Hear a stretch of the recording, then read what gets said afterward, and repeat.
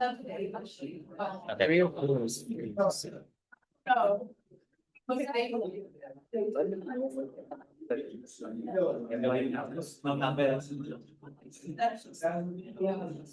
That's good. Thank you so much. I saw. What?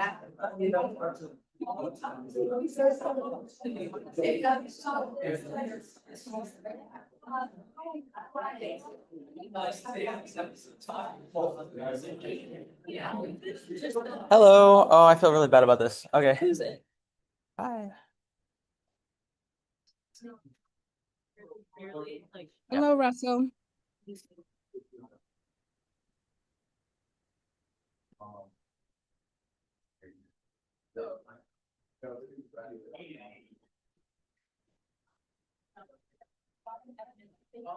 Okay.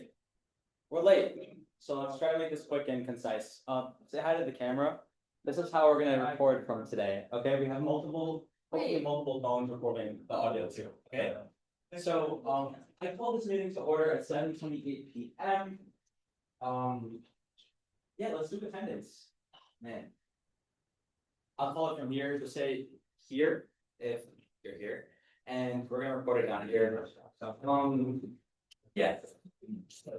Okay, Senator Ahmed. Here. Senator Amene. Here. Senator Arad. Here. Senator Barke. Here. Senator Dinapoli. Here. Senator Dimont is excused. Senator Dunn. Here. Senator Al-Faki. Here.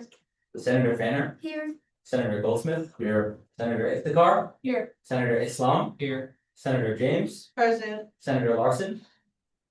Senator Larson. Okay. Senator Mahmood. Here. Senator Mangel. Here. Senator Nakagawa. Here. Senator Powell. Senator Pusha. Here. Senator Rahman. Here. Senator Simpson. Here. Senator Smith. Here. Senator Yadav. Here. RHA Senator Hyman. Here. And CSA Senator Siddiqui. He's not. Okay, perfect. I'm going to entertain a motion to approve the meeting minutes from August 14th in our Senate.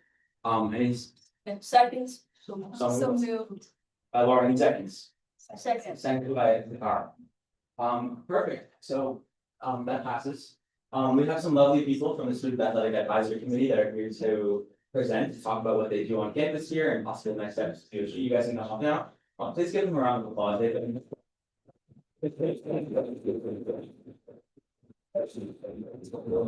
So what I'll do is I'll open your so I'll open this slideshow. We gotta go ahead. Do it and invite you.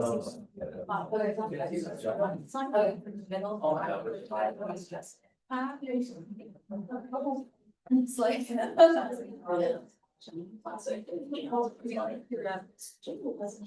Yeah.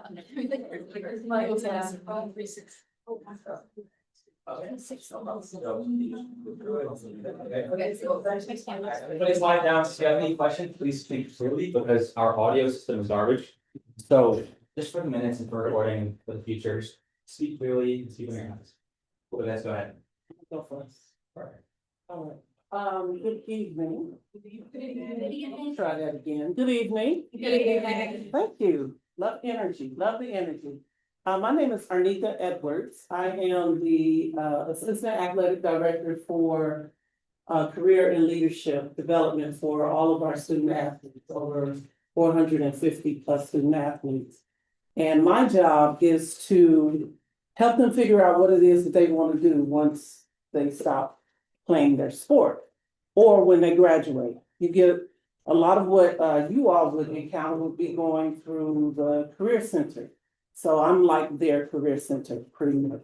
So I work very hand in hand with our Career Center. We provide all types of programming for them, specifically around areas that they express an interest in. So we have some staples where we do careers in healthcare night, careers in business night, careers in education and advocacy night. And those nights are simply for our student athletes to be able to come and meet people who are within those areas. So we invite usually former student athletes either from Stony Brook or just former student athletes in general, because they are a little more familiar with what they have to go through, which is something that they'll explain to you in just a moment.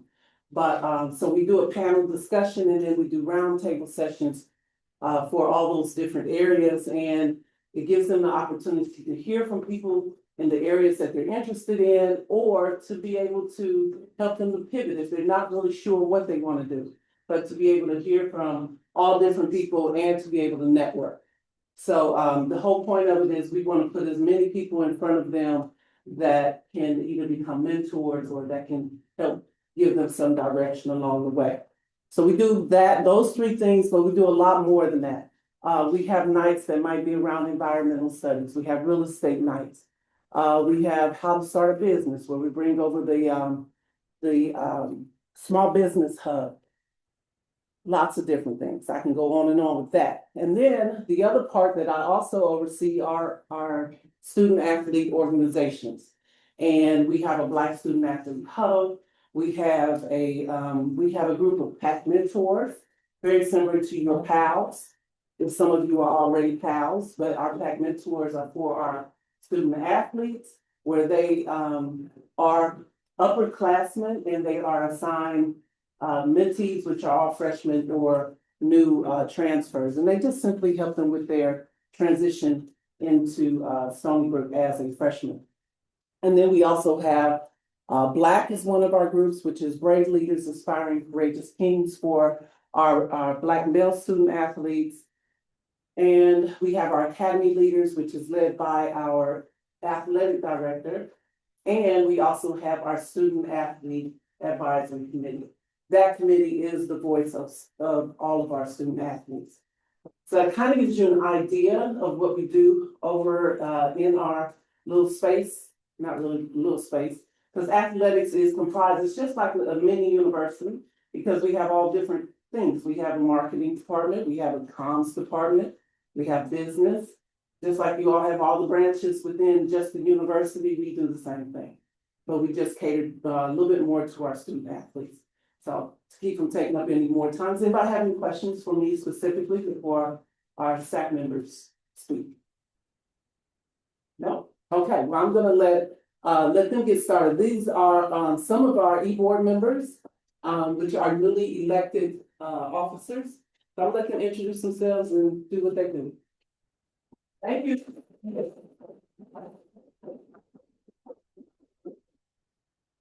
Hi guys, my name's Maddie. I'm on the volleyball team here at Stony Brook and I'm this year's SAC president. Hi, I'm Callie. I'm also on the volleyball team and I am the Inclusive Excellence Chair. I'm Lily, I'm on the swim and dive team and I'm the secretary. I'm Mia. I'm on the women's tennis team and I'm the social media and advertising chair. So like Arnika said, we're here representing Stony Brook Athletics, but more specifically Stony Brook SAC, which is the Student Athlete Advisory Committee, and every school in the country has their own SAC. So we're just Stony Brook SAC, but we're just like a smaller piece of a larger whole. And for those of you who have never heard of that before, SAC is a national organization dedicated to enhancing student athlete experience by creating opportunities, safeguarding well-being, and fostering a positive and supportive environment. So we're the voice for the student athletes. We get feedback from student athletes, and we're basically here to create a positive image for student athletes in general. So,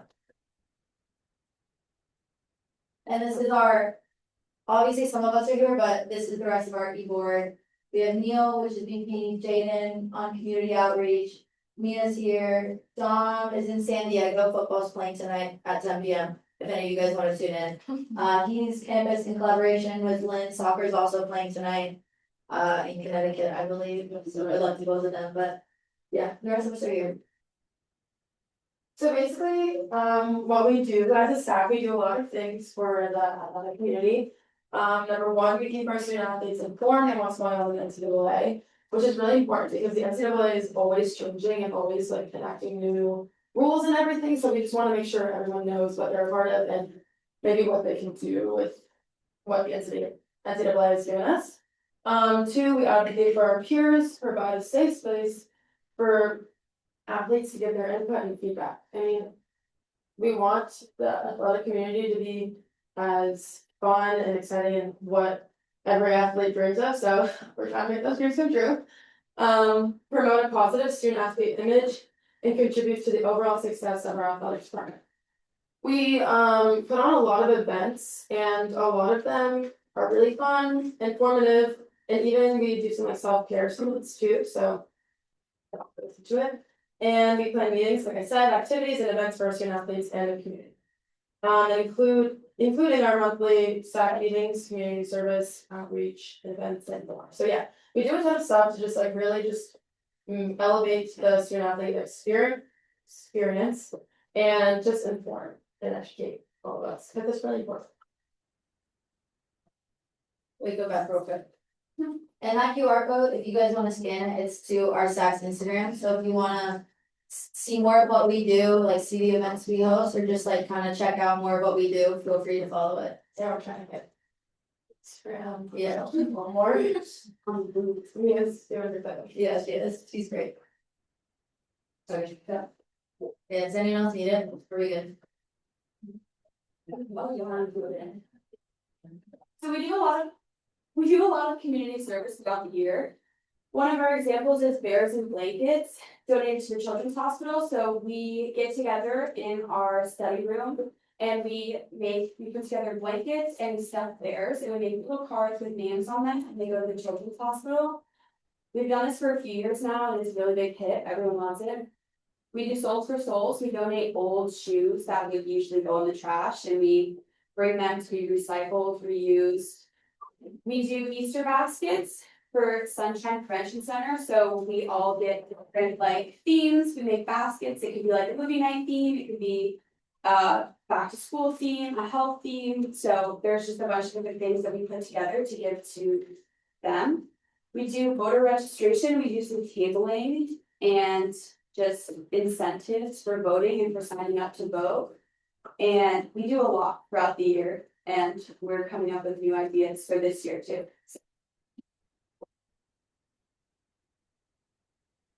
Okay, so when I talked to Russell, he also wanted like us to like gain more of an understanding of each other, and obviously we're all college students, we're all very busy, but us student athletes, we have to take like a 4 to 5 hour chunk out of our day every day for like practice, and this includes like practice, lifting, film. And then on top of that, we have like our classes, so like I think one of the not concerns, but something that was expressed was like, oh, like we never like see student athletes like out on campus, and that's like a lot of the times just that's because we can't be. Like honestly, yesterday I found out that there was like a quiet hour, like a free hour in the middle of the day. Most sports, that's during our practice block. I didn't even know it was a thing. I was trying to join a club yesterday, and they're like, oh yeah, well we meet during free hour. I was like, what is that? So maybe I should have known that, but yeah. So this is just like a screenshot from like my schedule this week, and it changes like every given week, but just to give you guys an idea of like what we do like every week, every day. And a lot of times when we're not in practice or class, we're either doing homework or extra reps or film, or we're trying to be normal college students and like hang out with friends, catching up with our family, sleeping. So yeah, that's just more insight into the life of student athletes. And also me, Kylie, are on the volleyball team, and we have our home opener this weekend, so Friday, Saturday, and Sunday. If you guys want to take a picture of it, you can.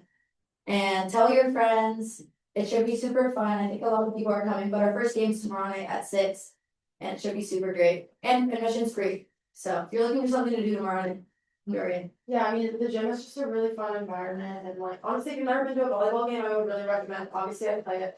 But they're fun, and it's like an exciting sport to watch, and it's just a fun vibe, and it's much.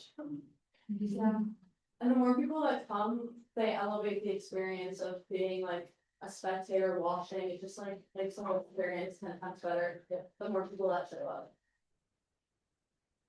So I'll talk about our goals for this year, so obviously, the whole point of the staff is to get student athletes involved with the athletic community and the student community. And we just want to continue enhancing that, and hopefully by getting involved with you guys, like having more representation and promoting each other, maybe getting involved with events. That'll just like get us out there even more. Well, yeah, we just want to get athletics more informed and involved, so any involvement with you guys would be great, and I think all of us can benefit from what we're saying in different words. So So, thank you guys for listening. And hopefully we'll see you again at more meetings. Yeah.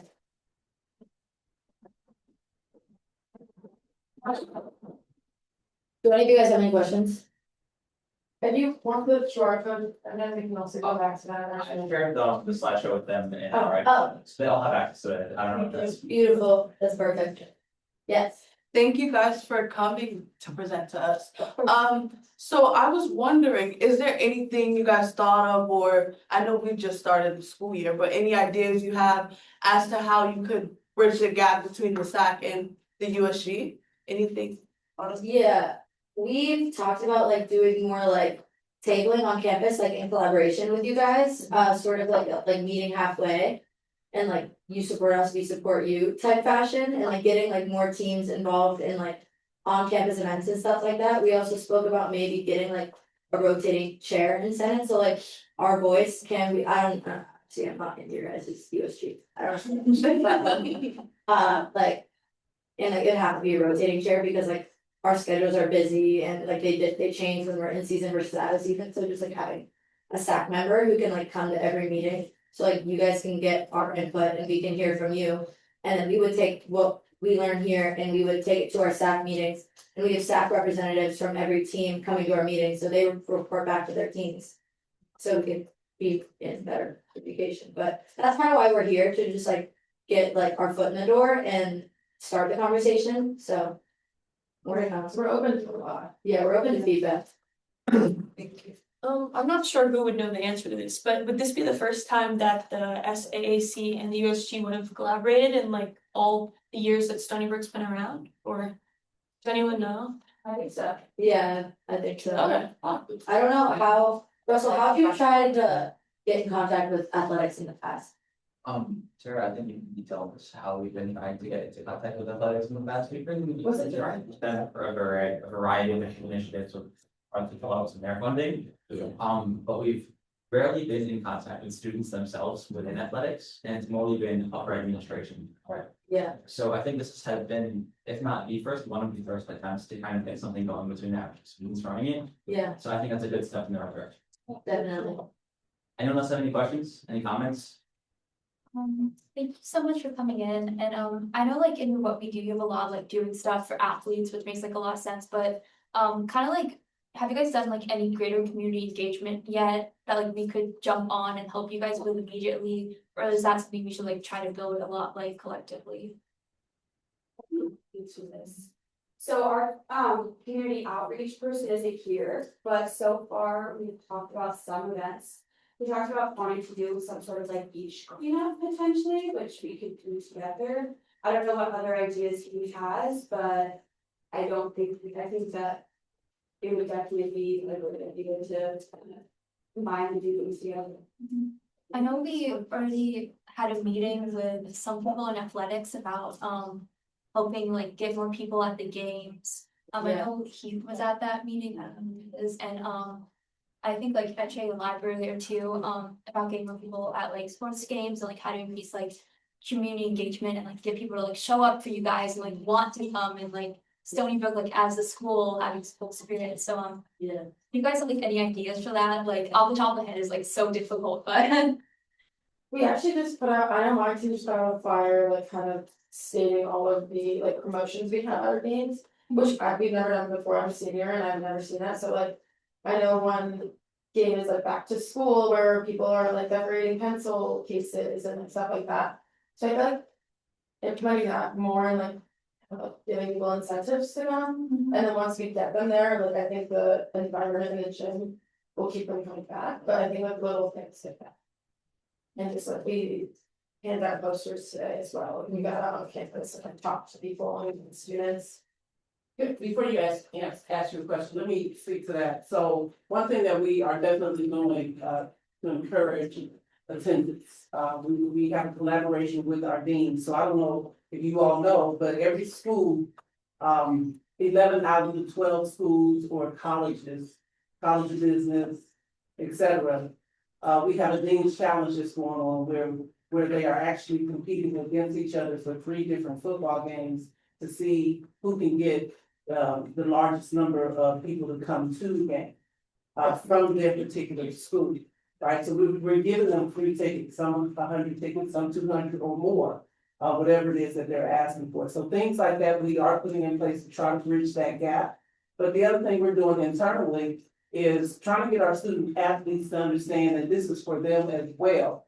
Right, so they have to do the work as well. So the grassroots part of it, getting your feet on the ground, going to the dorms, handing out flyers and all these different things, and really getting to know your classmates is also a part of it. So we're trying to do our part as well, because we don't expect people to come to games and they don't know us.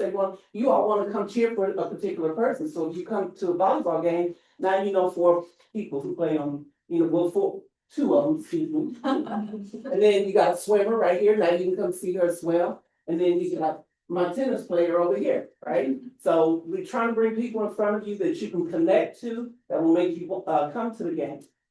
Before you ask your question again, let me ask you, what does it take for you to come to the games? Why don't you come to the game? Okay. So mine wasn't a question, it was actually a Okay, comment. good. It's actually an answer to your question Okay, on the great. last.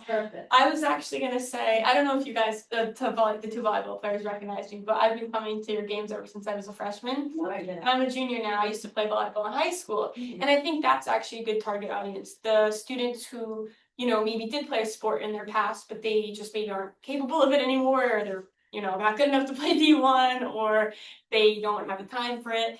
I think a good audience would be maybe to form a connection between people like me who still have love for the sport, appreciation for the players, but just aren't able to do what you guys do. So like I look up to you guys a lot because I think it's amazing what you're able to do, and that I don't do it anymore. So I think if there's even a way to do like A mixer?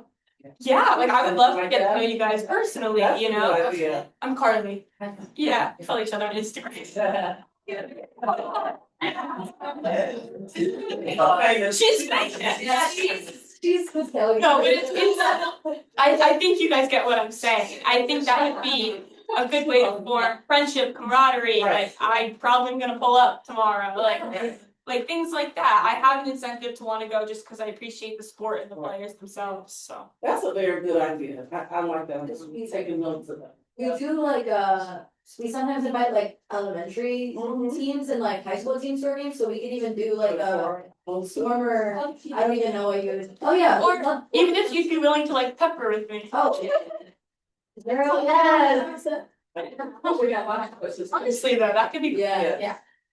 Yes, ma'am. Thank you for coming, guys. I just want to quickly bounce off that, hearing what Carly said, reminded me of your really hectic schedule, and I imagine the life of a student athlete, you're primarily surrounded by other student athletes, because those are the only other people who are aligned with your schedules. I think prioritizing events or participation for athletes and programs, especially that are full of people who aren't athletes, would be a great, again, kind of like I caused, it would be a great way to get those people to come to your games, because it will form, the priority is obviously forming bonds with people, making friends who aren't student athletes, so that incentivizes them to come and watch. So hosting regular events where the rest of the undergrad student bodies, or grad student bodies invited to come and make connections with you guys, I think would be a great angle to take.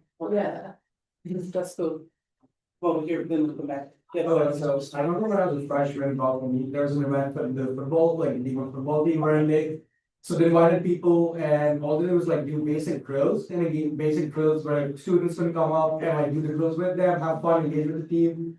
I think that was really interesting, and there was a good attendance to that too. So something you could work with other sports as well, so that's a good idea. People get to know the student athletes as well, and learning to know more about the sport as such. So that will help them engage more and come to more events and games too. That's a good idea. We just did, our football team just did a football one-on-one with the international students during Welcome Week. And we've been trying to make this an annual thing, so we've done it for the last 2 years. 3 years actually, which is an amazing opportunity for our international students to learn more about American football. So yes, we can probably move that over into our other sports as well. That's a good idea. Thank you. Yes, ma'am. First of all, thank you for taking out time from your busy schedule. I saw that time, I'm like, oh my god. But I remember I'm a junior now, so in my freshman year, there was a football game that I went, as a student, very excited. But what I noticed was that there was a lot of things going on separately. And there was a lot of disjoint, if that makes sense. So I feel like the game was going on, but there was like nothing that we were able to understand initially. Like one thing is like you understand the enthusiasm of the game, but that was also not there. And it just felt like it was very dissociated, and the only form of connection that we had was flyers and like things on Instagram. So I felt like eventually it just kind of like, I didn't feel the connection, so I stopped going to the games. But I also noticed in my emails that there would be things like if you come to our games, we would give a free TV or something like that. So I just wanted to know. It was there, guys. It was there. So I just wanted to know how the turnout was at that point of time when there were raffles done, like we will be giving out free bikes and TVs. Because you said the attendance was falling off. And I'm asking this because I was also in the meeting where we were meeting up with the Mr. Corey Goldstein, which is Marketing person. yeah, which is why I'm asking about the turnout, Okay. how it was when we were doing giveaways like that. Okay, so Corey's brand new. So he Okay. probably could not even answer that question. I can probably more so answer it, just because I've seen the ups and downs of it all, but it also depends on the sport.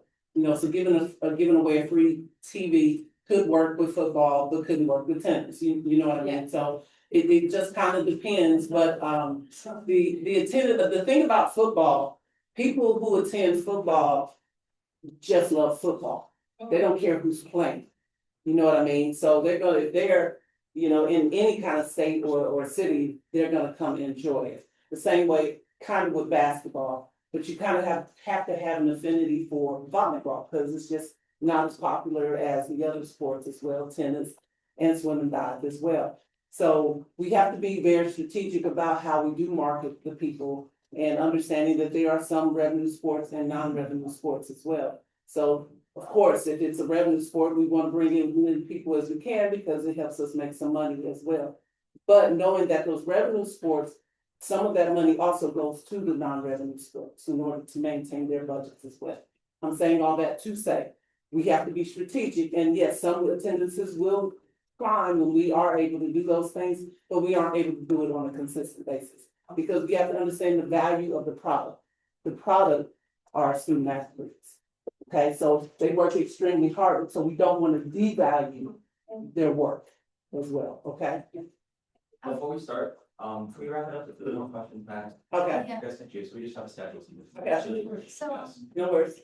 this is just like more about your guys' schedules and I used to tutor the student athletes and I know like very busy schedules. Do you guys have time to go to like weekend events, like events at night, like weekend and evening events? And if so, do you guys like, I mean, I know like you guys but also people also in athletics. You guys go to like Brook Fest, like Spooky Brook, like all Rock Regatta, like all those events or like times, like is that like a big audience and like how could we get you guys more involved in that stuff as well, like put you guys like in the center of it?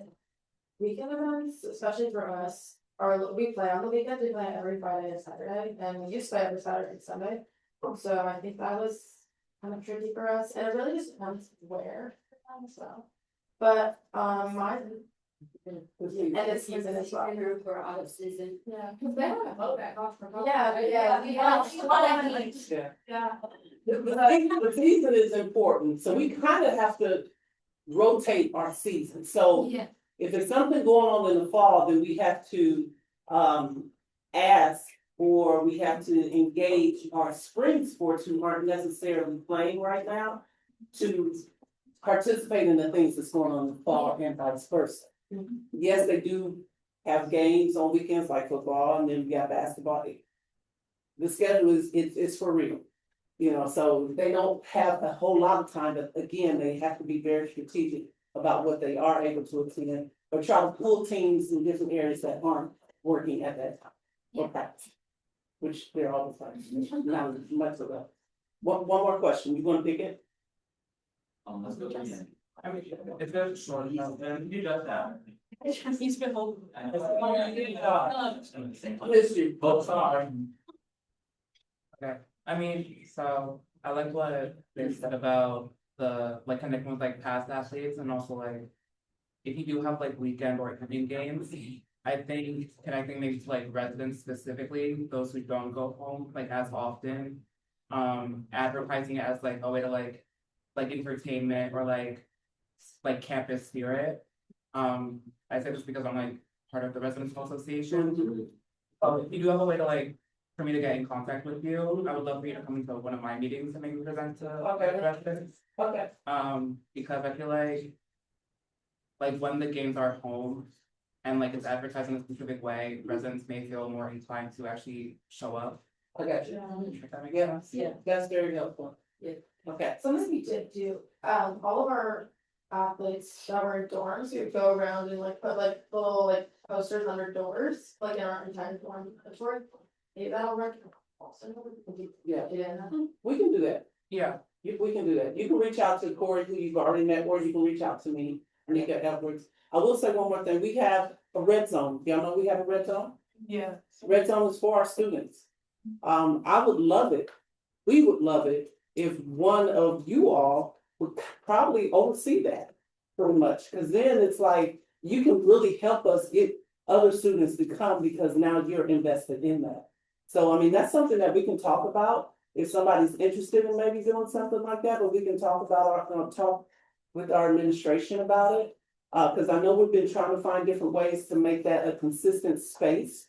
The red zone for basketball games, red zone for our football games, and it's a space, it's your student space just for you, you know, so. Of course, nobody that's in athletics can actually run it, but it helps us if we have a student representative to be able to do that. So keep that in mind, that would be great. Senator Nakagawa. Yes, sir. Thank you guys for coming. You guys are student athletes and you guys are all busy. I myself am, I guess, a student athlete just for a club team. So I understand how busy you guys are.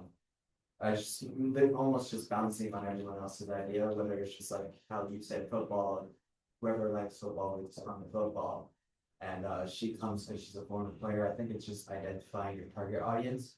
And it's almost like you need to gather information, whether it's just like how many students are former players, former athletes, how many students are incentivized by those giveaways like the free TV. And like you said, you hosted like a football one-on-one with the international students.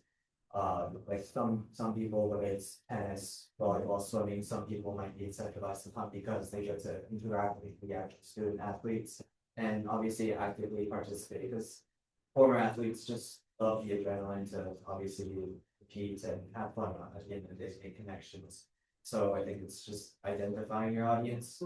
It's obviously fun to have a huge crowd right behind you cheering you on. So I think you gotta figure out what each student likes and doesn't like. So the giveaway, we just gotta figure out what each student likes. At the same time, you guys are student athletes. They're also busy with their cultural clubs, their homework. Some of them are pre-med and way too busy. So just gotta find everyone's niche and just figure out how I can advertise, market, say, hey, you guys can come because we have a one-off giveaway or interaction. So well, that's just part of the piece of Okay, I appreciate that. Maybe it'll share that. We have an audience question. Can someone yield to Ernest over here? I'll yield. Okay, yielded by Heath. Yeah, I'm not a conscious at all, but I do want to ask, when, you commented earlier that certain, prizes didn't incentivize basketball players as it did volleyball players. I was a bit confused because only on incentivization, or not players, but like, one of the people who go to the game, I was a bit confused because like, any sort of, incentivization would work, I would assume, so I want to sort of a little bit on that. That's an assumption, yes, you would think that, but when it's, most of the people who would hear about the giveaways probably already at the game. Right, so if we have low attendance, let's say at volleyball, and here we are, we're announcing it, that these things are going on, and we try to put it out as much as we possibly can, they aren't already participating, and they probably still aren't gonna know about it. And so the thing is, we are entertaining, or we are targeting the people that are already there and asking them, hey, bring your friends. So we have these things that are going on as well. We are giving away a TV next week. Bring your friends. You know, when we have already publicized it everywhere else, and we still get this amount of people that come. But we have to focus on the ones that are there and encourage them to really follow. Okay, everyone please give a round of applause.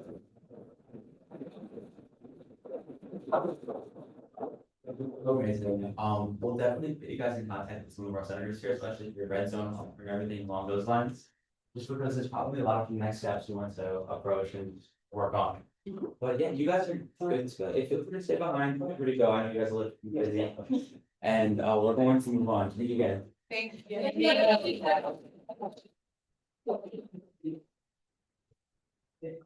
Right for this.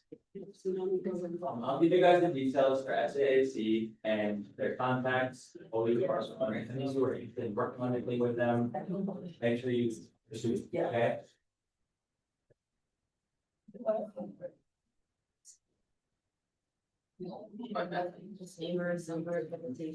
Okay, we're late on time, so it's fine. Let's try to quiet down and move on, okay? David, are you here? Hi, David. Hi. You wanna rotate it? Hello? Like I'm on the middle of the Sorry. Russell, did you call me? I know it's a topic. Okay, before we move on to the WE grant, okay, and I'm sure you guys have seen the legislation there. Is there anyone that wants to make a motion to amend the agenda in any way? Anything for the entire amendment? Anybody? Okay, going twice. Okay. We're good. Okay, so we're gonna move on to the WE grant then. I'll open it up.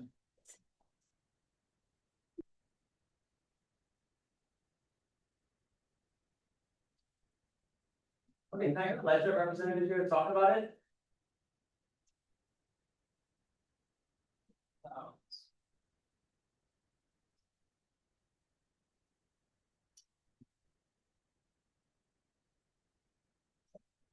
You guys got some. Hi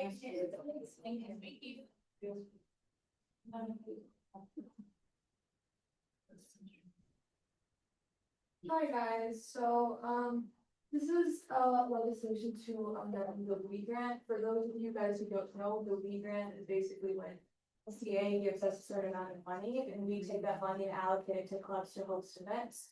Specifically after 6 p.m. on weekdays and on weekends. The incentive is to make sure that weekend and nightlife campus is as prominent as our daytime events and our weekday events. So I'm just gonna open it up and we'll go over the SCA basically recently gave us some amendments and we went over them like that few blocks. Like that, so we're just gonna do you want me to read the whole thing or something? Like, top Yeah, down? do you guys know of the WE grant? Did you describe it in general? Okay, great.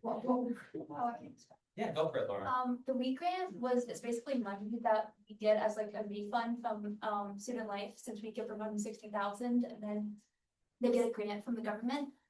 This 100,000 they gave back to us and asked us to use it on the weekend and evening events. So this grant is just for like weekend and evening events on campus. We had this grant last year, so this is some updated language and stuff that they requested that we change. Okay, so I'll just read through the whole thing since you know there's a lot it's new for a lot of people.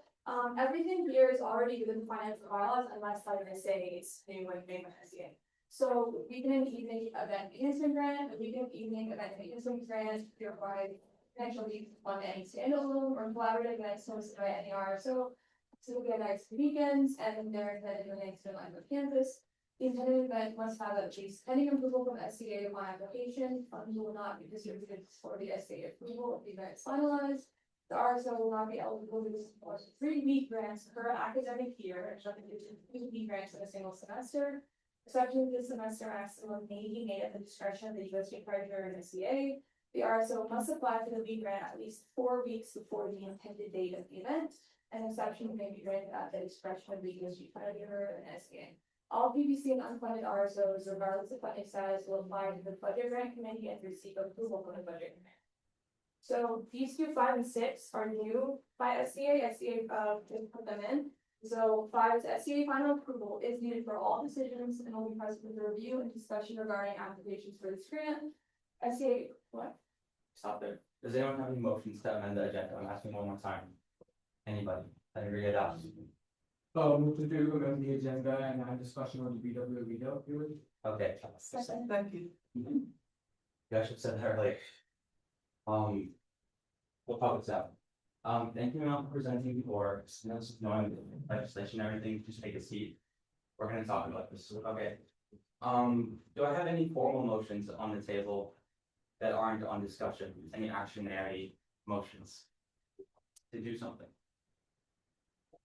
No, so we just want to discuss it, Senator James? I wanted to motion to overturn a veto that was made against, the discussion or the decision that we made prior to, Okay. today. Is there a second to that motion? A second, we have BWA here and we've been making them wait a little while, so they just get them around with applause and thank them for their kindness.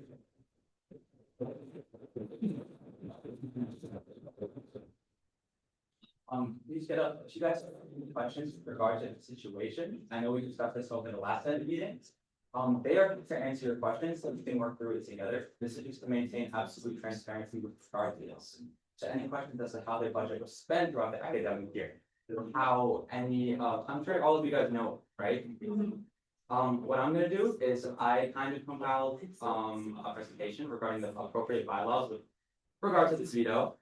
I'm going to attach it to the agenda, but I recommend you look through it, ask BWA board any details about their budget, and from there, we're going to move on very quickly into a vote and a discussion.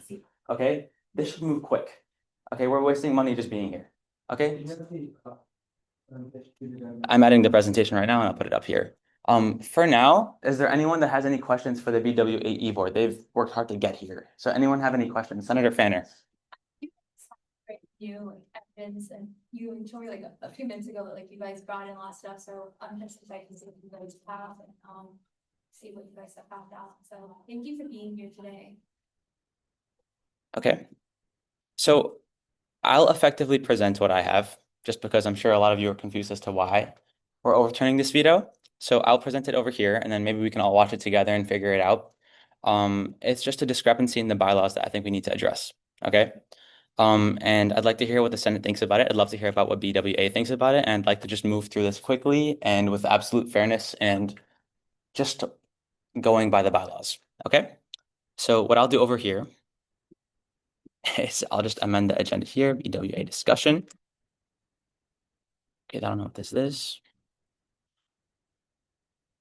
Okay, so I have a BWA presentation here, and don't worry, it's just a couple of bylaws selected from the financial bylaws. I will present it just based on what we've done with regards to the veto, and we'll just talk it through as people. Okay.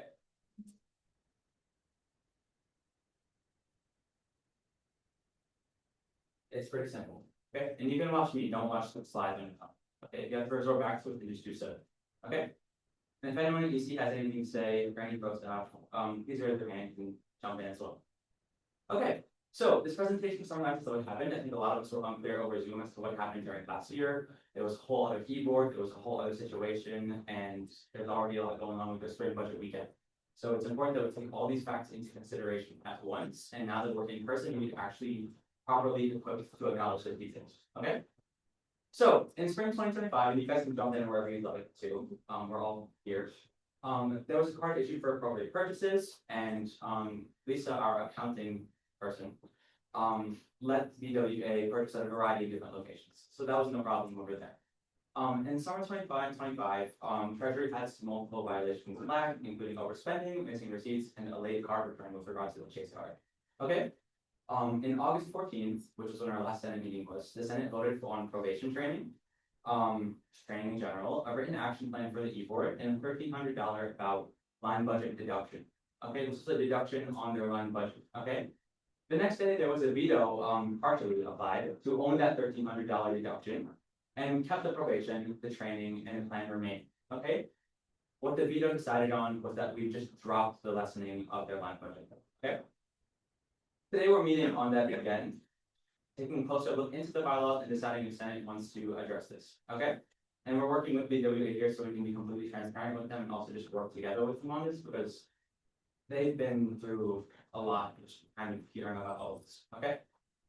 Now, these are the different issues that happened. So, there was missing receipts, about $1,300 in purchases, overspending past the apparel limit, and a late credit card return, with the Chase card, right? As for the personal expense of parking ticket was paid, that was completely reimbursed, and that's completely gone. We're not gonna consider that, okay? As well as the vendor choice, I know some of us might have had misconceptions that the vendor choice wasn't appropriate or something along those lines. That wasn't the case. They've been approved by accounting to do these kinds of purchases. Yes, so these are really the only issues that we've had to just 3 things, okay? Now, I'm going to reference a couple of the bylaws, and I recommend that we look at the financial bylaws ourselves. This is something that is a good learning lesson for all of us. This is how we function things. This is our consistency, okay? Now, we see that if any funded RSO uses USG in any violation of any article of the III, which details the appropriate spending of the line budget, the RSO shall reimburse the USG budget for the total amount spent in violation. This is why the question of the veto came up again, because getting rid of any form of reimbursements is kind of against the balance. Make sense? Okay, we're going here. Article, oh my god, I can't read the flat. 12, thank you. Receipt return. So I'm gonna read that second line over here. So if USG has not received a receipt for a case one purchase card within 10 business days, the RSO's line would may be frozen until the receipt is provided or USG is reimbursed for said cost purchases. Make sense? Basically what they are saying here is that we kind of, according to the bylaws, need to get reimbursed on these purchases. Okay? This is another one, I'll read it. When an RSO receives a Chase One card from USG, the invoice request items and makes a purchase that was not approved in the invoice, the RSO shall reimburse USG budget for the total amount spent in violation and may be subject for a penalty of up to 5% of its line budget for each occurrence. Okay? These are written in bylaws long time before any of us were kind of here. Okay? Now that might leave us with a complicated scenario and a tricky solution as to how we can address this as a Senate. And I think all of you want to know, okay, what options are on the table? Because that's what prevented a lot of discussion for. Okay? I made this. So these are the category of what is mandatory under the financial bylaws, and I'd love to hear any comments from Bonnie or anyone that might take a different interpretation of such, but I had them listed here and you can check them yourselves in the governing maps page. What is mandatory is a reimbursement, and that's why we came back to the state of decision, because it's kind of explicitly stated that it shall happen. Okay, now the details of how that is reimbursed and what kind of plan we might have to make it as easy as we can on BWA, that is up to Senate discretion, and that will not happen today. Okay, we aren't equipped for that just now, and we want to work with BWA, EC, and Treasury to get that done. On the other hand, you can see what's mandatory, the appropriate bylaw basis for these rulings, as well as what's optional, how reimbursement happens. So whether or not we'll employ the 5% late card return penalty on their line budget, and whether or not to budget freeze or anything along those lines should happen. What a lot of us are immediately concerned with is what is mandatory and what is being done. Make sense? Okay.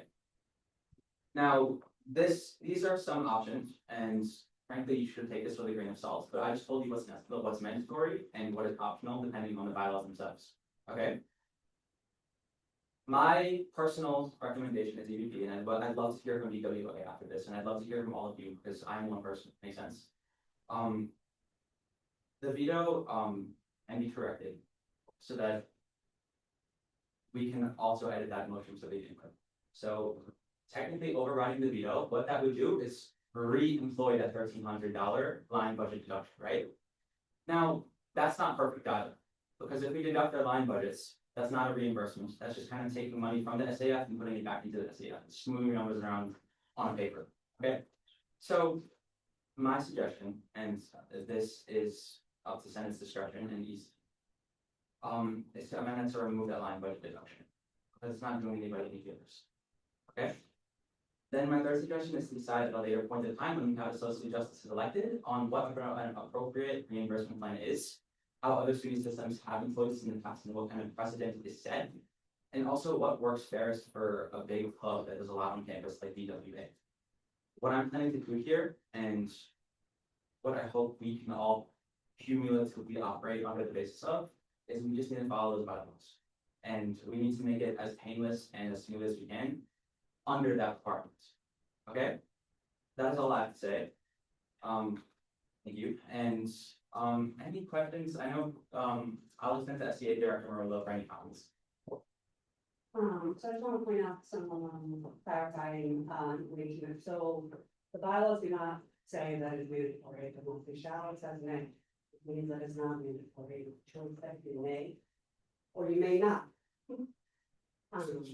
The other piece of that is that in another section of the bylaws where it speaks to overspending.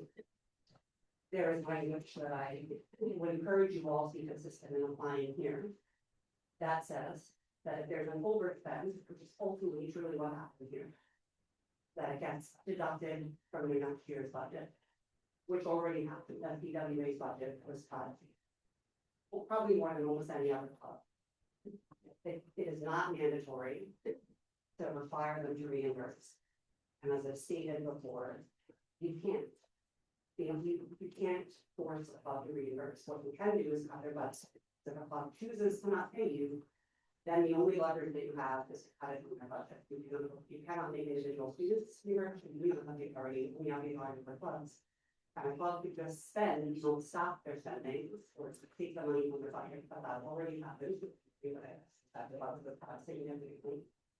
And then lastly, this was all regarding issues from last year, which again, just had been resolved and brought up before the year closed. And this would have also been part of last year's budget. It wasn't. It is now being involved this year, and again, the budget was already dramatically cut. But it is not mandatory, it says may, not shall, not must, it says. And I was also asked and challenge you all to think that if you think that you would consistently apply this level of scrutiny to every single club who hasn't returned receipts, then go for it. But if you haven't, really think hard about whether or not you're being consistent here. This is undue and really going hard. President Albury. I would just like to add to that too, it would be in poor taste to oppose an additional budgetary cut because there's a lack of due process. There is no functional avenue for them to appeal as an organization, and we should provide every organization the right to appeal. And because we do not have a judicial board right at this moment, I do not think we should be imposing any budgetary cuts. Okay, last comment, Treasurer Wong, and then we'll move on to something. So in the financial bylaws, when you go to, if you go to like receipt returns, it says the state shall reimburse ministry budget.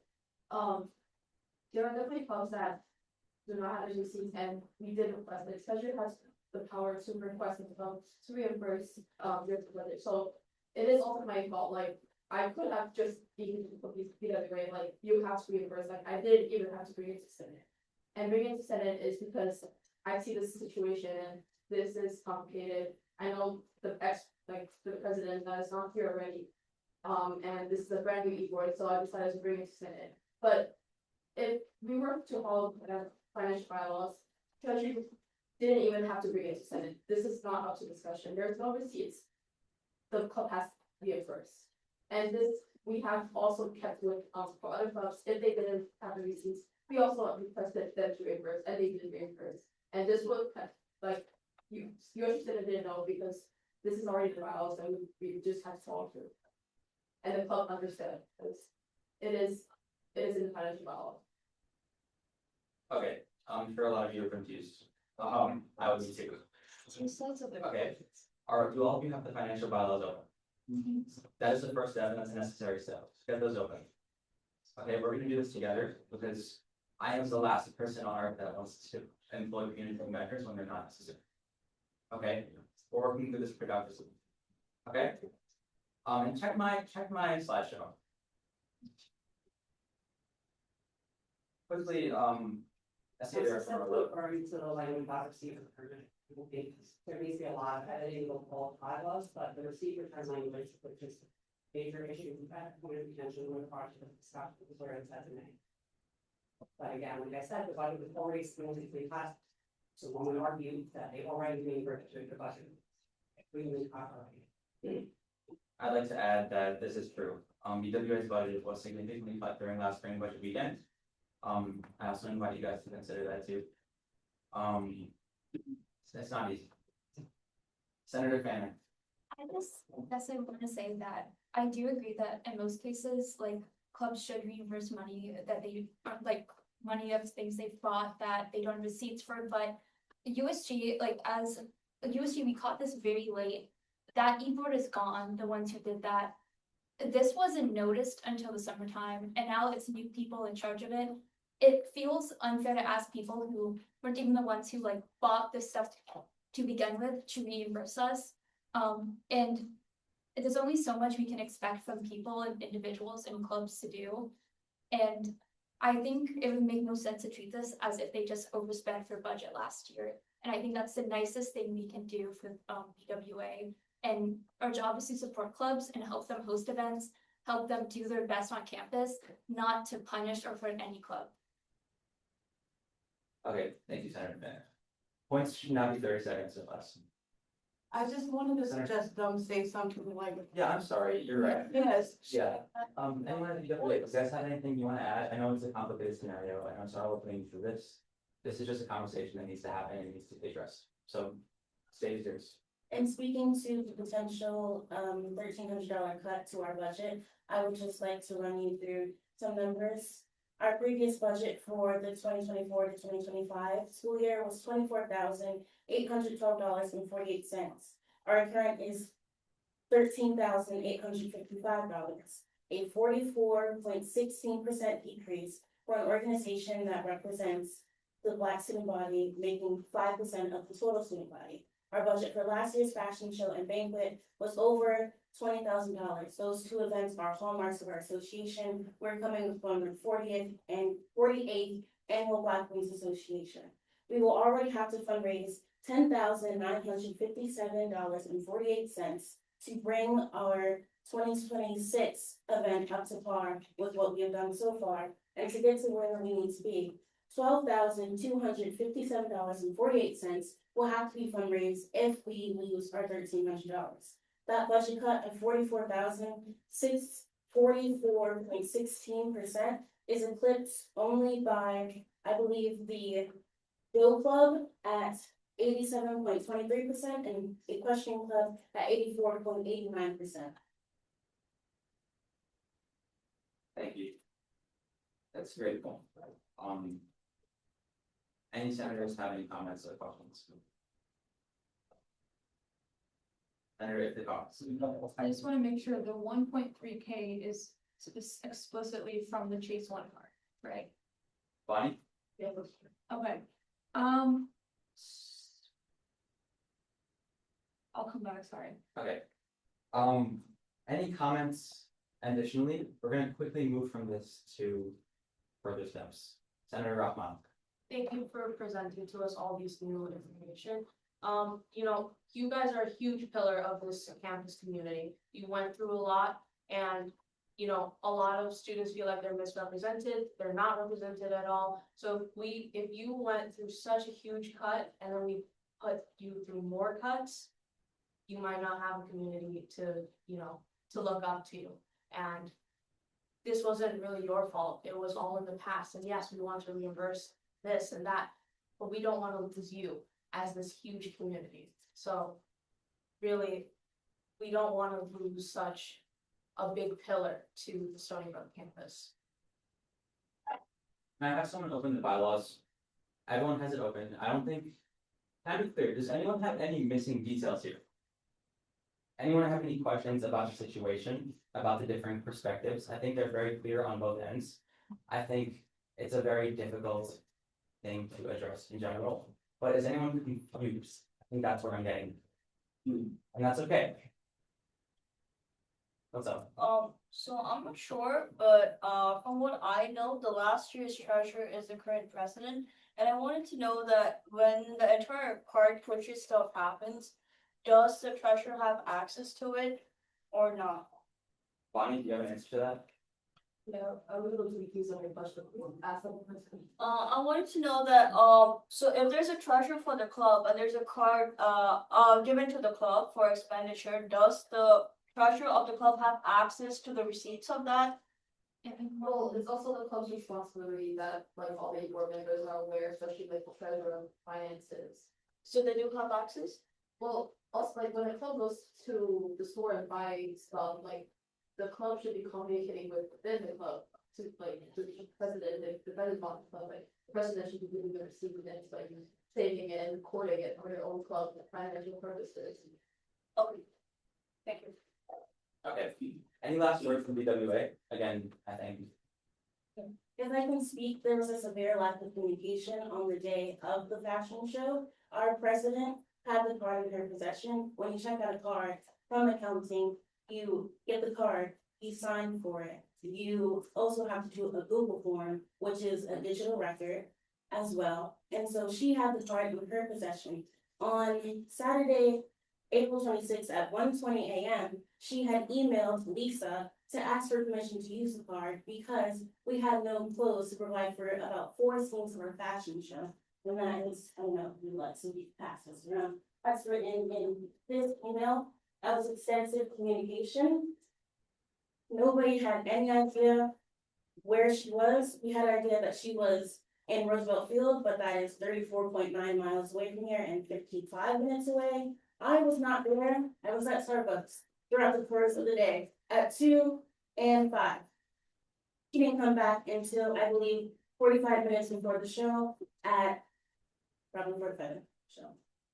So she was gone for the entire length of the day from 12 to 7. But she did it in that time was not communicated to us. I didn't see her until she walked in with clothing bags. I have also tried to procure those receipts for the apparel places that she went to.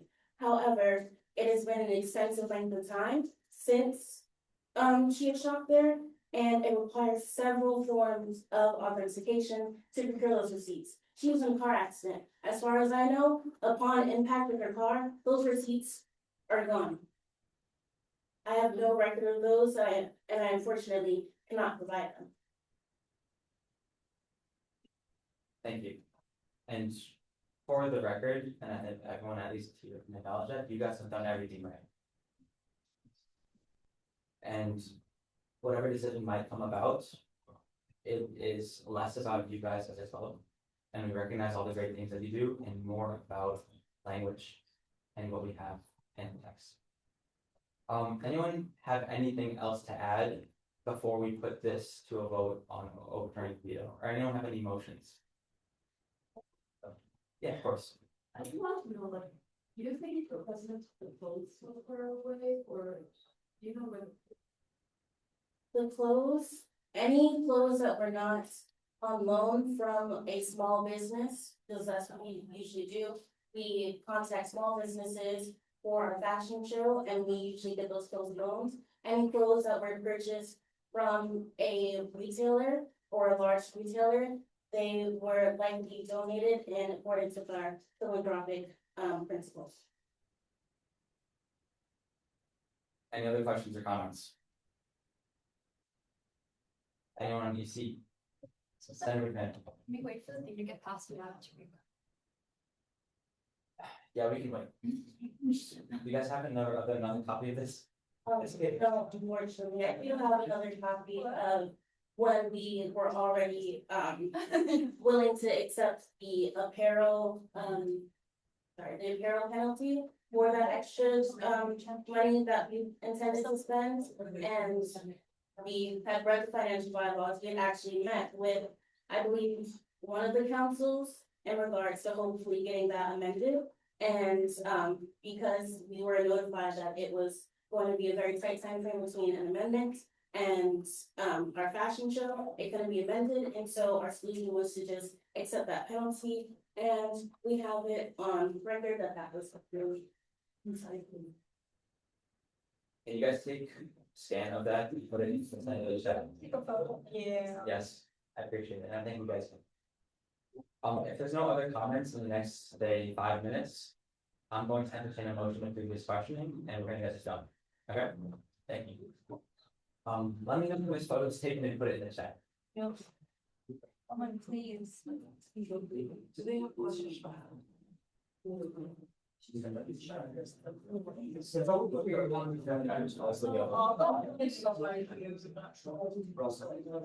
We could take, did you put in the chat? No, it's okay. Very, very strong.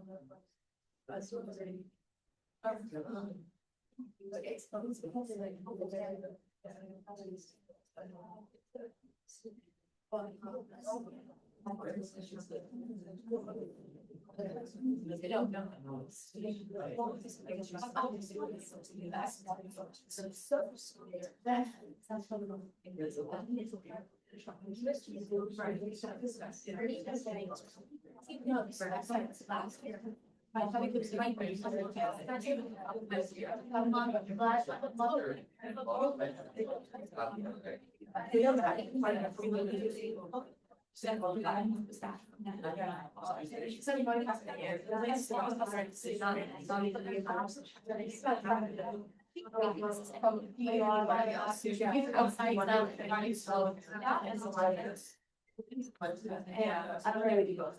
Well, also, yeah, I try to. It says.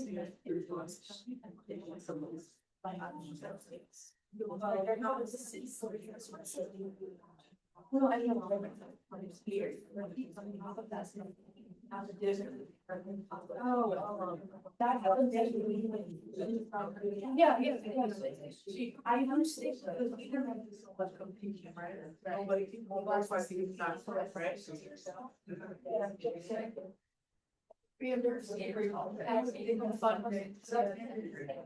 Oh, it's yeah.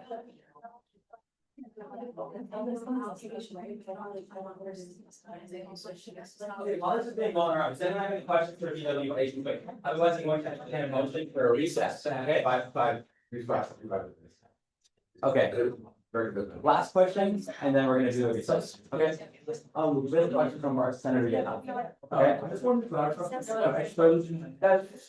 So I just wanted to clarify from you guys first that the first time we heard about, like, first time you got to know about the purchases and these emails was after the event was done. The first time. The first time that it was brought to our attention that this was an absolute problem, if that was your question. My question is, when you guys learn about the purchase of the car by the president, was it the day of the fact, like, after fashion or the day of the fashion show? And when was the first time you got to know about this email thread between the president and Lisa?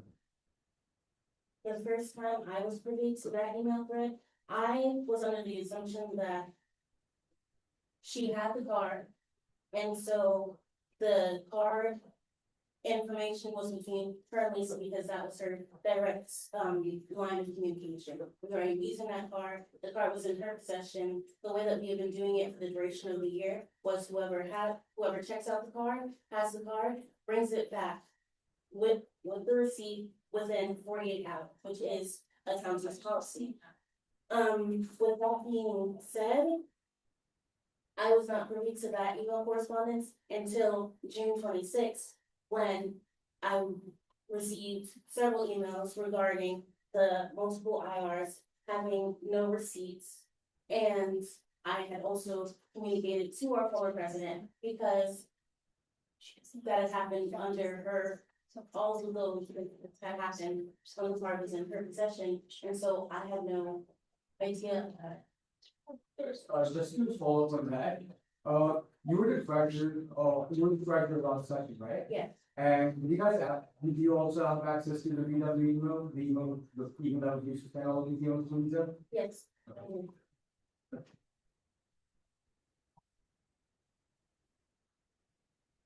Hello? Okay, keep checking this out. I do want to let you guys know, sometimes even as a treasurer in a club, when the president decides to do something without your knowledge, you have absolutely no clue at what's going on. I happen to be one of those treasurers who had no clue what my president was doing. So in this case of me, they had no idea what their treasurer was doing at the time. Usually when you go to the account, I think someone already, when you go to the accounting office, communicate directly with Lisa. So once you get the card, the treasurer has no idea what's going on. So as soon as you send your form, the treasurer or without that, when you take the card, there's no email to the treasurer that you take a card or something that will display for your account. So in this case, I understand if they tell me that they didn't know anything because I went through the same thing. So you should take that into consideration. Senator Penn.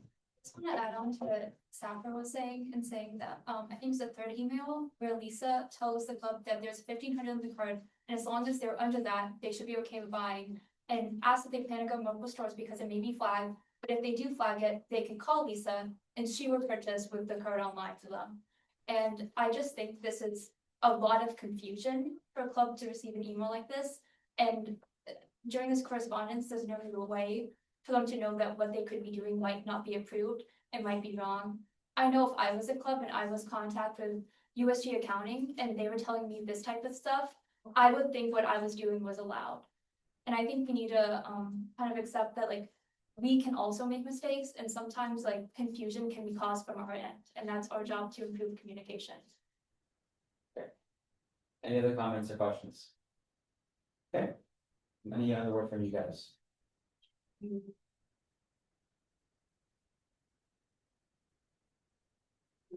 Okay, thank you. I'm gonna entertain a motion to previous questioning on this over. Do I have any seconds? So Any seconds? Seconded by Fan. Okay, then we'll have you guys leave with me. We'll try to make it quick. Okay, thank you guys again so much, and everyone, thank you for Women's Association for being here. Thank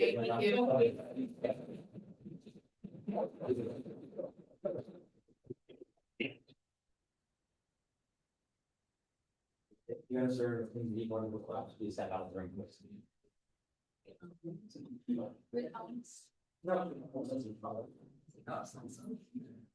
You guys can say too, if you're just.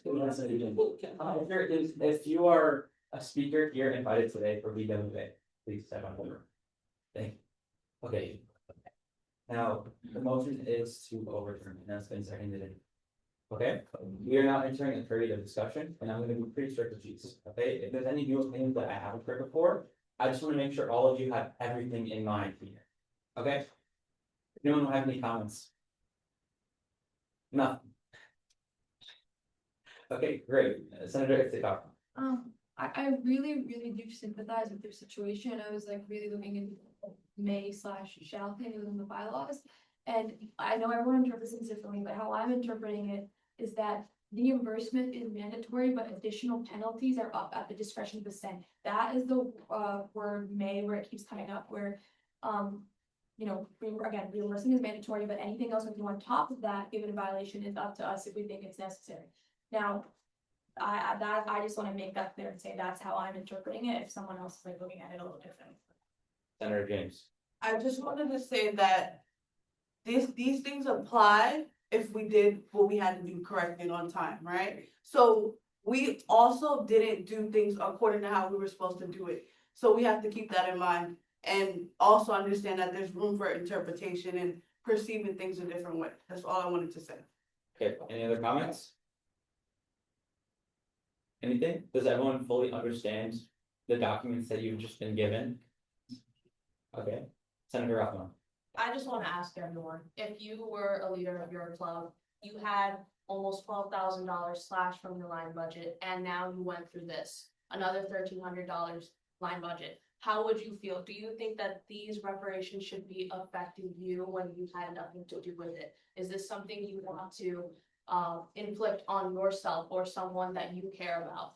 Any type of cause that you also care about, anything, it doesn't have to be about, you know, all of the Black students we have here, the ones that we represent here, but a population that you care about yourself, your culture, any interest that you have. Is that something you want to affect and possibly deter that population from the Stony Brook campus? Thank you. Senator Yadav and Senator Bradley. I personally believe the fact that whatever we do with this, we do set precedents for every other club on campus, being 500 more clubs here.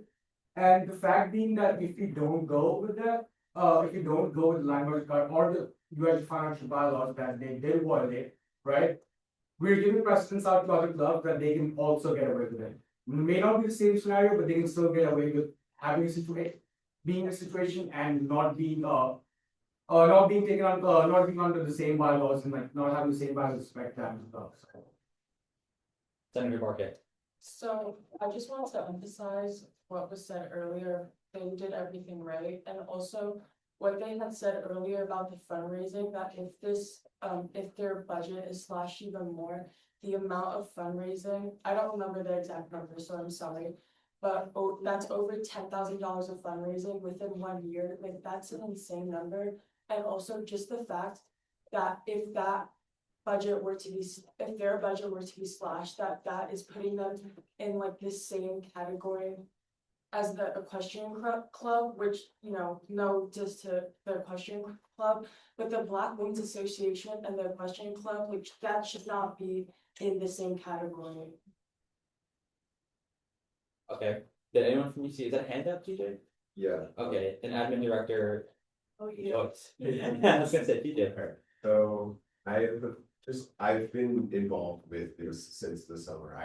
This is something I've been very privy to, and I've been a senator, or I was a senator for 2.5 years. So I would remind you this, for one thing, in the penalty section in the financial bylaws is currently very contradictory and a bit confusing. I think I would remind you that it ultimately is, I interpret the may as being basically, you may choose to impose the penalty. You're not required in any way to impose this penalty. Secondly, I would encourage you to think about it in the principle of consistency and fairness. When we treat other reimbursements or overspending, we deduct it from the club's budget. It's not a question of requiring organizations to physically reimburse us. And lastly, the Constitution ultimately grants you guys the authority and oversight over all budgetary actions of the USG, which means you ultimately have the authority to make a decision if you find the financial bylaws to be contradictory, which I believe in this case they are, and confusing, and just be aware of your authority, basically. Okay. Senator Ahmed.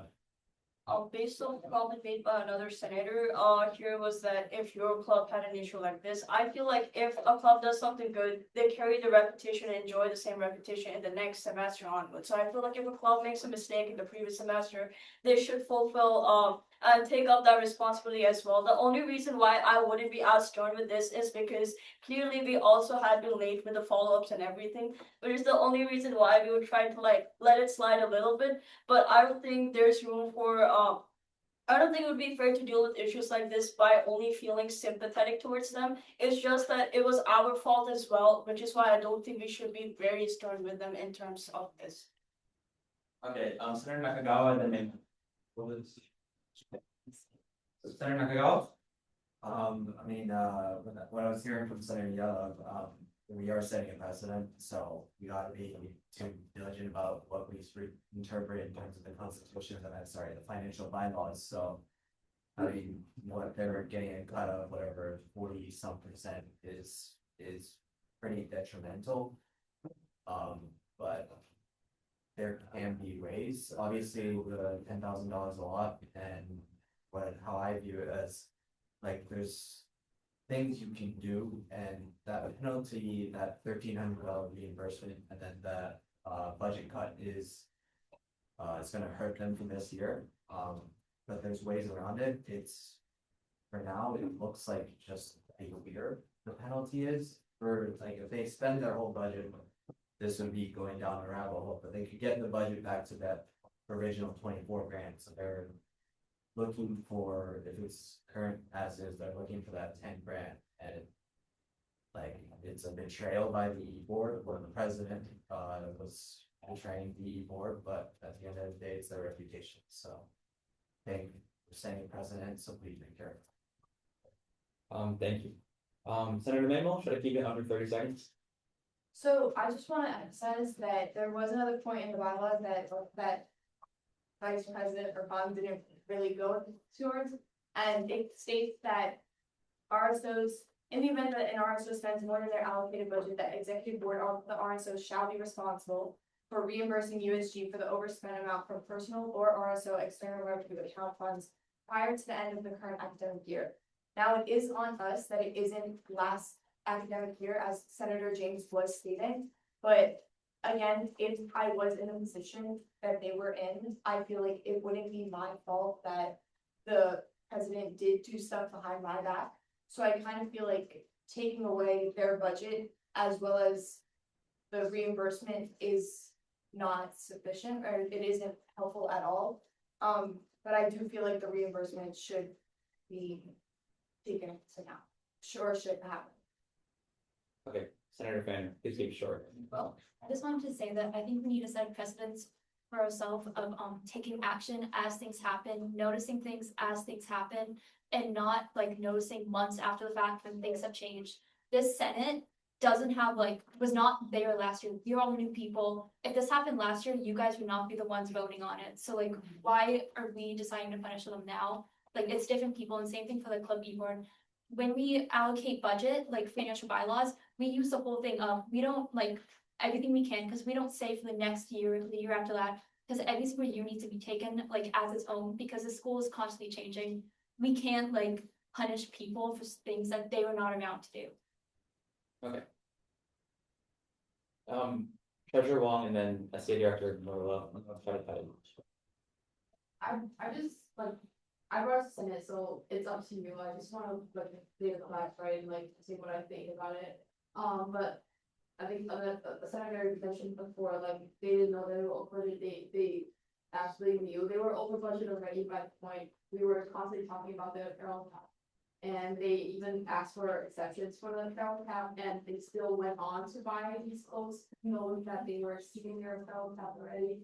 And they were saying, so Lisa even, so they trusted Lisa for the exception on a Saturday, Lisa is not working on a Saturday, and she wouldn't know that they were over budget. She would Lisa didn't think that we were over budget and leave them, if it's for a club that were under their budget and they would just really needed items really urgently, I can understand that, but this club, they already knew they were over the budget. Lisa didn't know that on Saturday, she is not on top of mind, that's why she gave them permissions to do so. But again, they already knew that they were budget cap. And another thing that you purchased now, that they donated the items, this is performance wear, they are expecting to keep it within the club. There's a difference between apparel and performance wear. Performance wear, they have to be in a different club. It's worth thousands of dollars. They bought thousands of dollars of clothes, and plus this 1,300 clothes. It's $1,000 clothes donated to people. I don't know if that's they're keeping in items or donating, but that is also one thing there. Also, if we do decide on cutting their budget, the grants are also available. They can apply for 3 event grants per year and 3 big grants per year. So that's 6 event grants in total that they can apply for. That's it. SCA Director Marilla.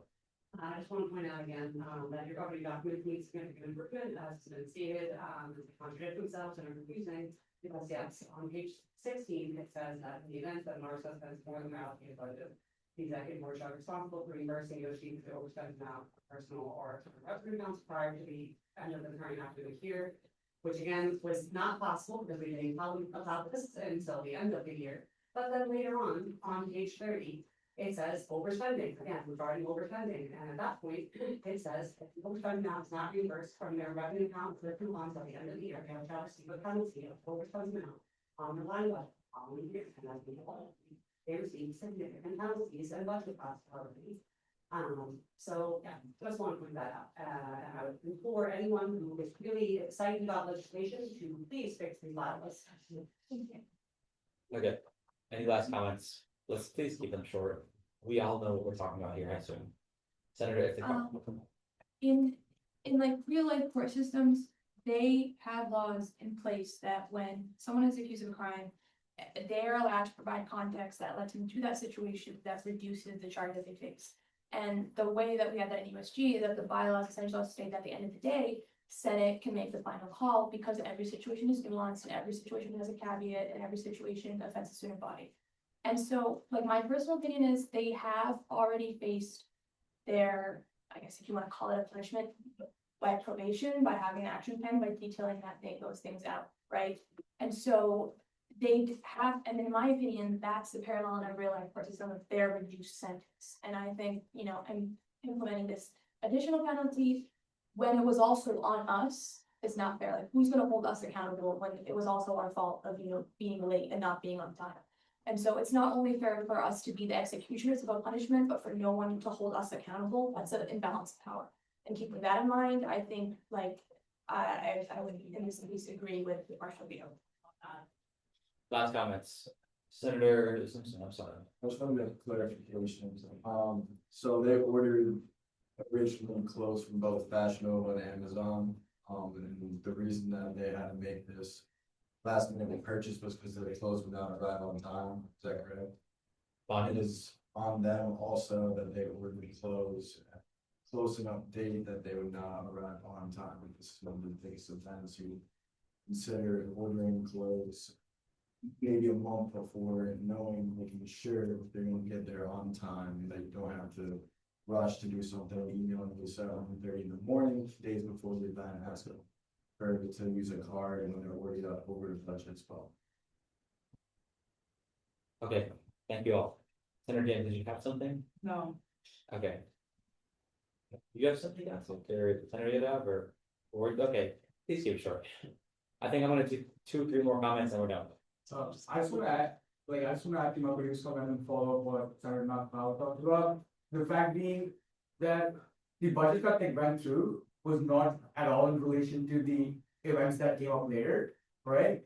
So when another club looks at from a completely neutral point of view where they are not involved in these meetings, their perspective would be that a club did something, and just because they went through a budget cut for some other XYZ reason throughout that semester, we didn't follow up with our bylaws on that. I do get the fact that the bylaws may be contradictory or something, we can further follow up on that, but I personally feel there should be some kind of effect of their actions on them that wasn't already done through, that should be done now. And not just, keep in mind that they only had a budget cut, because there are a lot of clubs on campus that did go through a budget cut. For example, imagine WSB comes up because we cut their budget 50% last year, they come up here and be like, oh, because we went through a budget cut, we overspent and we shouldn't be facing any charges, or we shouldn't be facing any penalties for it because our budgets were slashed to us. That's it. I'm gonna entertain a motion to previous question. I think you all know what you're talking about. Do I have any seconds? Do I have any so moves? So move. Any seconds? Seconded by Senator James. Okay, makes sense? To make things clear, I is to overturn the veto, nay is to keep. I is to overturn the veto. This would be in favor of employing some kind of reimbursement plan. Nay would be to keep the veto and keep things the way they are, only probation, only the training and what was else? Action plan. And the action plan written by their equal. Yeah, Question. what's up? So for Overton right now, we know we're gonna put the 1,300 line budget. Cut on them, right? It's gonna be maximum decide later. Overturning right now means we're gonna re-employ the $1,300 line budget cut. Now, I assume that with I assume that once we overturn, if we overturn, those of you who want to overturn. We're going to further amend the motion to have another reimbursement plan. Okay? Do we all understand what's on the table here with voting? Yes. Okay, please tell me if not. Okay, we're gonna vote. Okay, overturning Senate, overturning the veto takes 2/3 vote majority from Senate. Okay?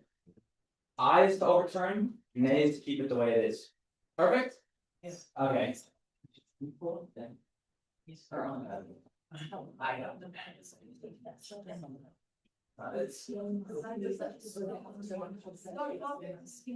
Alright, that's fine.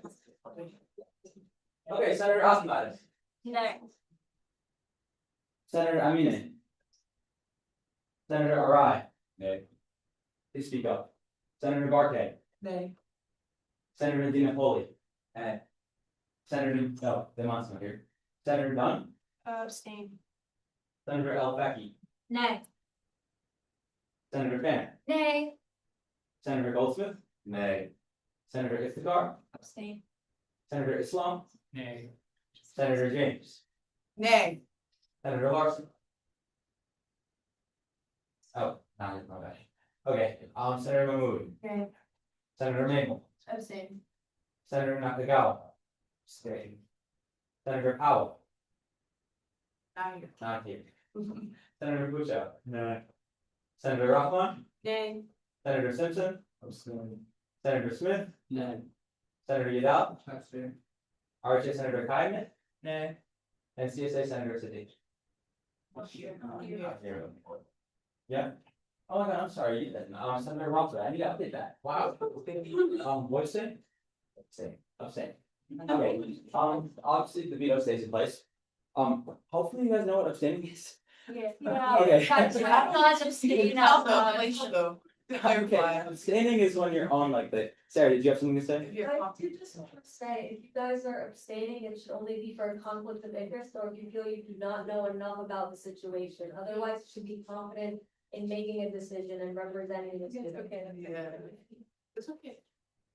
Just for the future. Yeah. Does anyone want to change their vote from an abstention? Okay. No? I've changed mine to I. Okay. Oh. Okay. Oh, it's okay. Quick revote, okay? And looks like conflict of interest, or you guys are confused. Well, I only It's go. I or nay. We're gonna, oh my god. Oh. Okay, redo it. Redo it.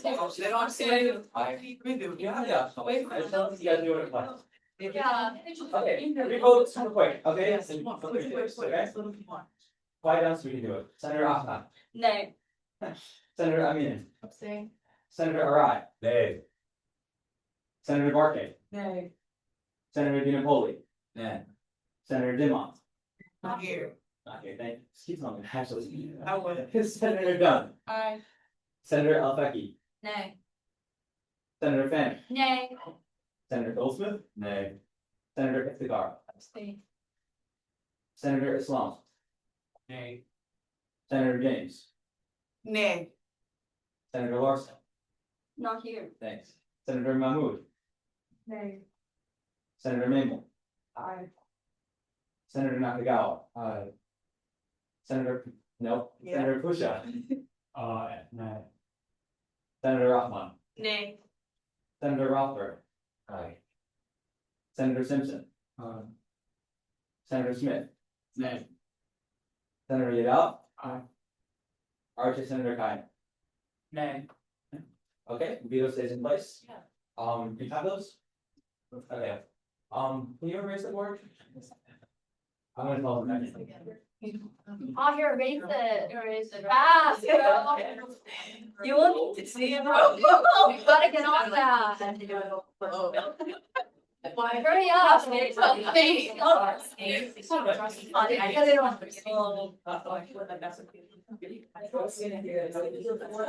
That's like, says the one. Same thing. Okay, that's five down. If you have, so veto remains in place. Not having to be deducted. As any conversation person. You guys are the same legal. Yes. Okay? Thank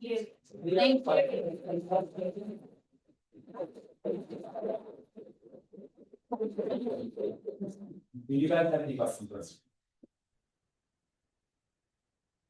We thank you again for everyone you've done your patience here throughout the whole process. Did you have something to say? I have a question for you guys. After this experience, is there anything that you feel that USG could do better, given this whole circumstance? I'm sure it's a lot, but like, in a, few bullet points. I just want to go back to what Bonnie said earlier. Please note if I'm wrong, but I think when we were standing up there, it mentioned how you didn't have to bring it to USG, but you decided to. I think. Yes. Why? Well, I don't understand why you're saying. You stated that you didn't necessarily have to bring it here, but you did. So my question is why? Bring what? Bring it to Bring Senate. this. Bring the issue to You Senate. said you don't have to. Yeah, But so if you in the brought it- bylaw, in the bylaws, it says that if there's, like Russell, can you show the receipt return part? Yeah. Yeah, so like something like that, like the treasury can impose. But you also, you didn't have to, so then why? Can I hear that? So, yeah, so I can impose it right away without bringing it to Senate. But you brought it to Senate. Yeah, because this is, I understand like your club is facing a challenging situation, that's why I wanted to consult with Senate and the Senate decide on this. And it's not, you didn't have to. Okay, bylaws are really strict on this, and Senate can approve of a more lenient, solution to this, that's why I wanted to bring it to. A more lenient one? Yeah, so now your club is only on probation. If Treasury had to follow the financial bylaws really strictly, your club would have to reimburse for all of the unauthorized purchases. Okay, so I have a follow-up question. So Yes. you brought it to the Senate. Yeah. Because you considered that it was lenient, right? Okay, yeah. That wasn't the case initially. That's why we're here, as in like, the reason why we're here tonight, is. You know, you were assuming that it'll be lenient, but that wasn't the outcome. So last week, your club got a budget of $1,300, right? If we're following this financial model, that means that it's coming out from your personal funds, it's not line budget. Okay. Yes, so would you consider a budget cut from your line budget more lenient than a personal fund for treasurer, paying those back from your personal funds? I wouldn't say, it's not to make any leaps. We're not consulting, treasury isn't Things consulting that's- Senate for lenience. I think. It's just so that there can be a larger amount of people say in the decision. Senate can sometimes go harsher than treasury, sometimes Senate can decide what Senate wants to decide. Sometimes we need a second opinion, you know? So that's what treasury oftentimes comes to Senate with regarding decisions, so that's why we did something. Okay, I think what happened last time with harsher decision in the past and now he's come here is probably a combination of summer miscommunication all on Zoom. And we came back to this decision because there was still some confusion and there was still some hesitancy with regard to the language of the bylaws. And now we've highlighted, through looking at that they need some work, one. And two, now that we're all together, it's easier to kind of communicate the discrepancies of the situation. Okay? Many times this semester and in the future, treasury will bring things to Senate just so we can talk about it more. So it's just a communication. Is that cool? Okay, any other? I mean, I guess, Uh-huh. not necessarily cool, because I mean, communication is also something that we're also, I guess. Targeted for, so hearing that as well is just. Obviously. Well, Senate is always trying to work on itself, and I agree, I mean, we're always It's one thing. okay. And we're accountable to our own mistakes and things like that too. Okay, of course. Okay, thank you guys again for coming.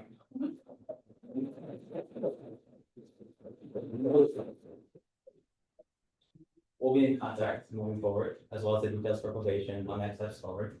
Anything? Okay, we're gonna move forward. What's up? Like a 5-minute break. Recess. 5-minute recess. I can do, is there a second? Second. Okay. Okay. Clock out for these 5 minutes. Yeah. On the spreadsheet.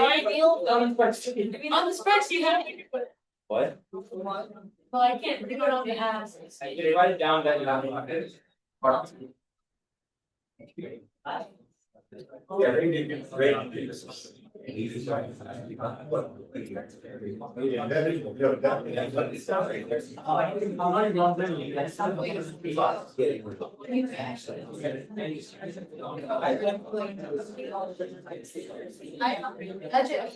You can add shit, you.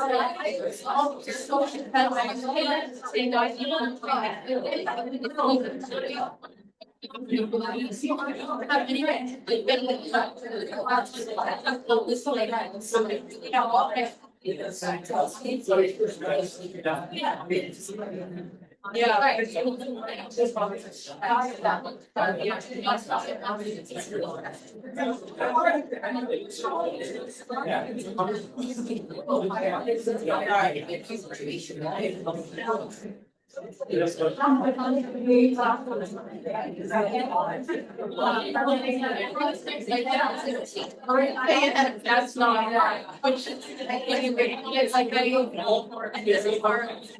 It's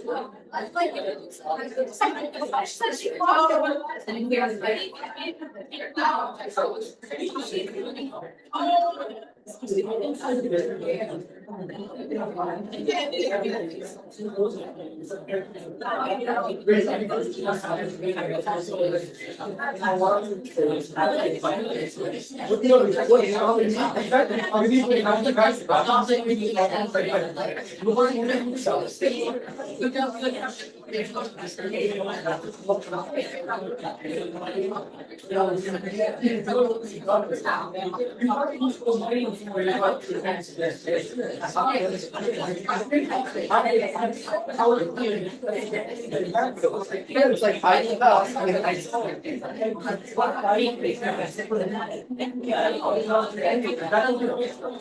I did that. I did that. I'll do next. Hey, well, I'm not saying, yeah, I'm not saying, yeah, but you guys was listening, I'm not. I said, my birthday, everything, right? But it's not like, basically, we still, like, if I were to love to do that. Yeah, essay. That's the feature of my essay. No,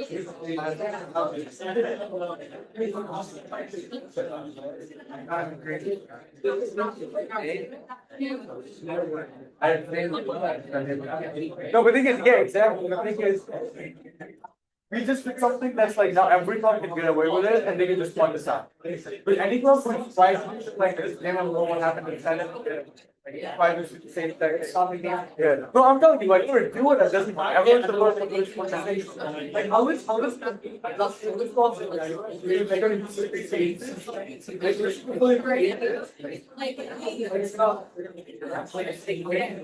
so it's probably, I'm just thinking, they say to find out the model house, you just don't have to go with that.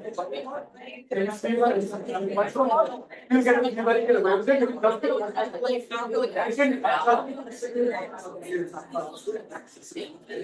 you don't want to go to what I think that would be really good. So the only line I get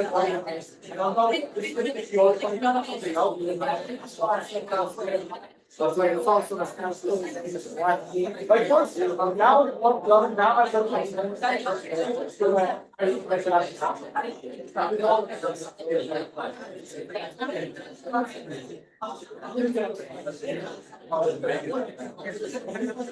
now we're exact somebody's trying to see the game one point inside.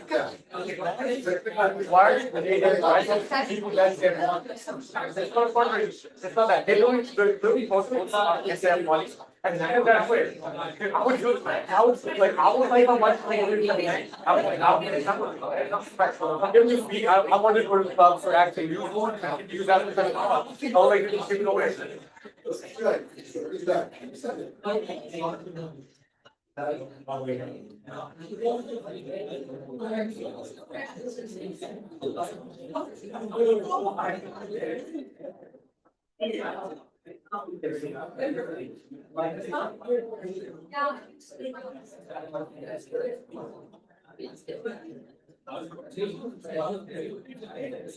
Yeah, remote, everyone's like, hey, I was like,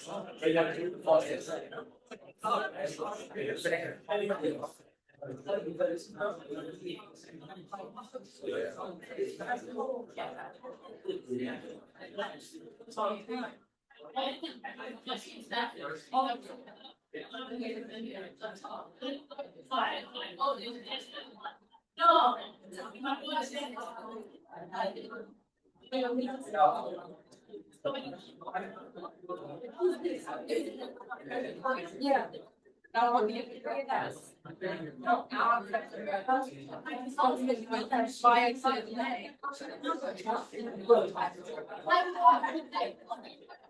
We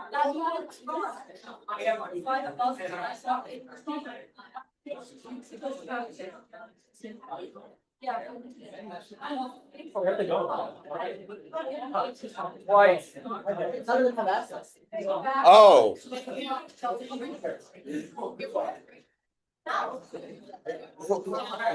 down. Sit down. Come back. We have to move. Okay. Back in our jobs. Tyler, you're not back up. If you're on the left side, we're fine.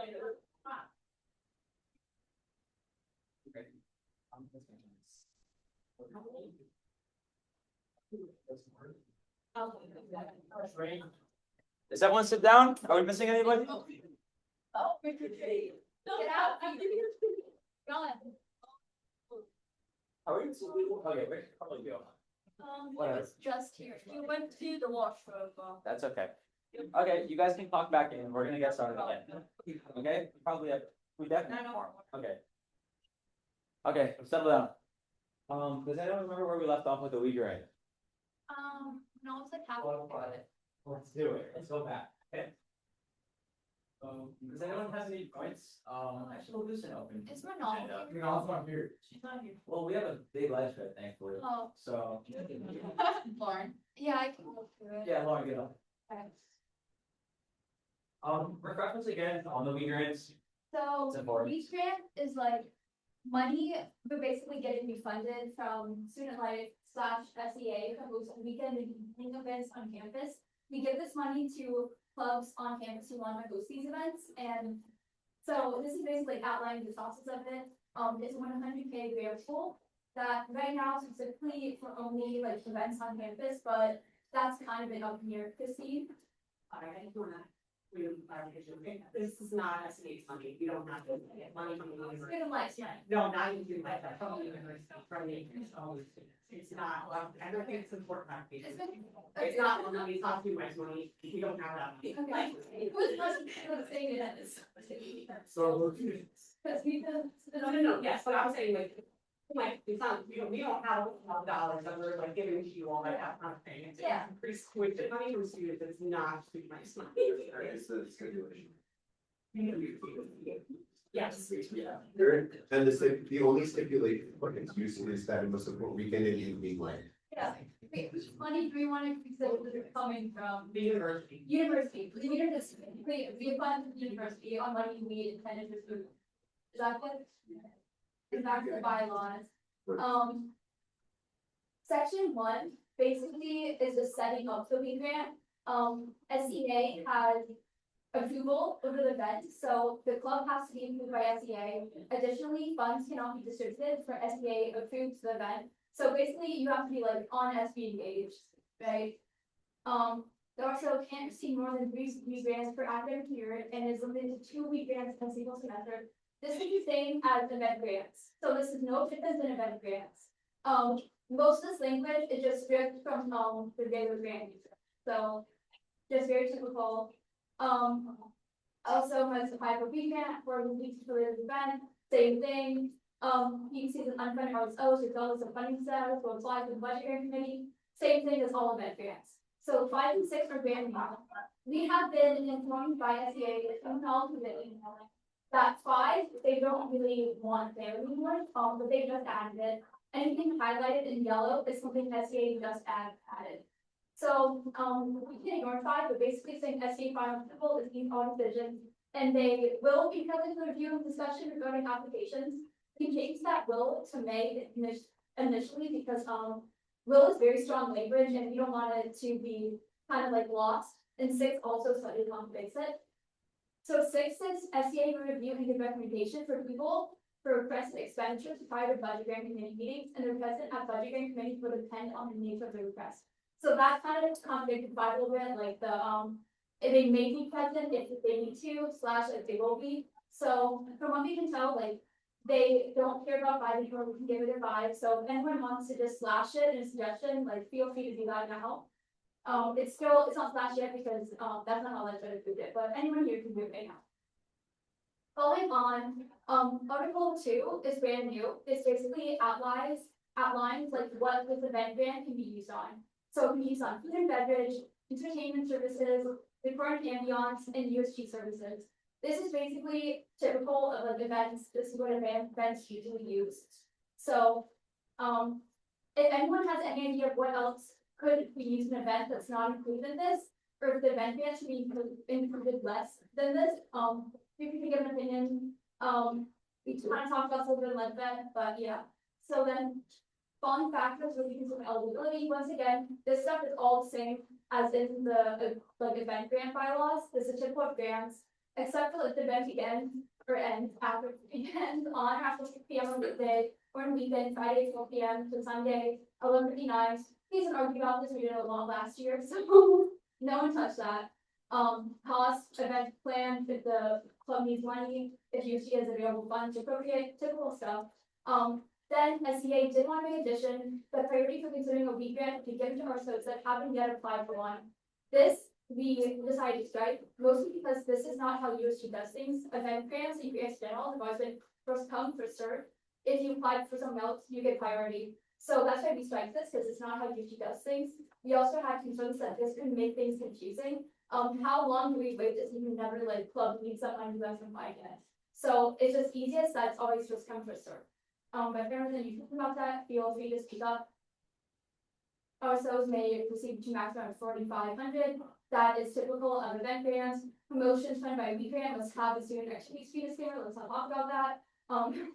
Student Life Central and SCA need to view expenses remaining balance of the allocated line for this grant. Basically, do we have money appropriated from the week grant may only be used on specific items of the week grant. Typical of all event grants. Any leftover money we put back into the week grant fund at the end of each semester. Yeah, exceed costs, ourselves must use personal funds. So that's basically like if you buy water bottles with 2 but you only bring one, you have to the grant pool adopted. So that's pretty difficult. Kind of what we've been talking about, but that's how you should apply if you get caught immediately and honest as well. If the money from week grant is either partially fully denied or SCA, BGBC can make you out the funds if you appropriate and budget grant line for that. Basically, budget grant line can like subsidize some funds that cannot become a week grant. Article 9 is something that SCA wanted to add. Once again, we striked it.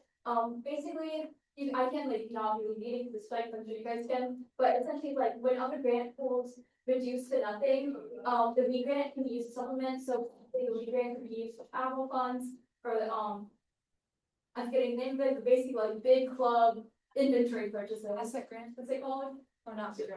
Asset grants, yeah, asset grants. We strike this because the last year the grant pool ran out in February, so no more travel grants after February, but the week grant lasted the whole year, so a lot of clubs that were able to have events last day of the semester use the week grant, and that was great to allow clubs to keep on having events on campus they otherwise would not have been able to. With travel grants, they cost a lot of money.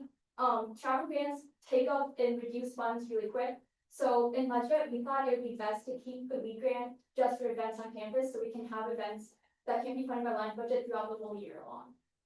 Yes. I just want to emphasize that like with the very what Roman numeral is that? Whatever. The very last one that like Lauren is talking about.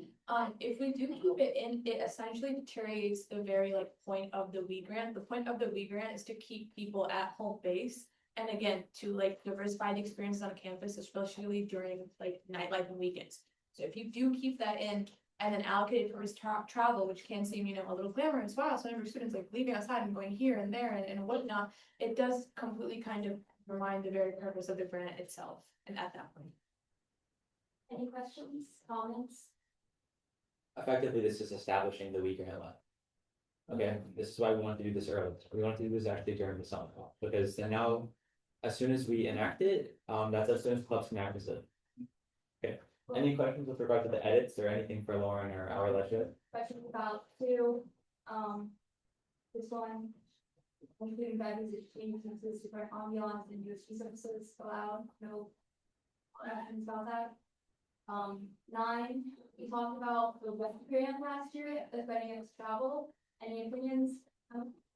Yeah, okay, then I'm gonna entertain a motion to approve this question. So Second?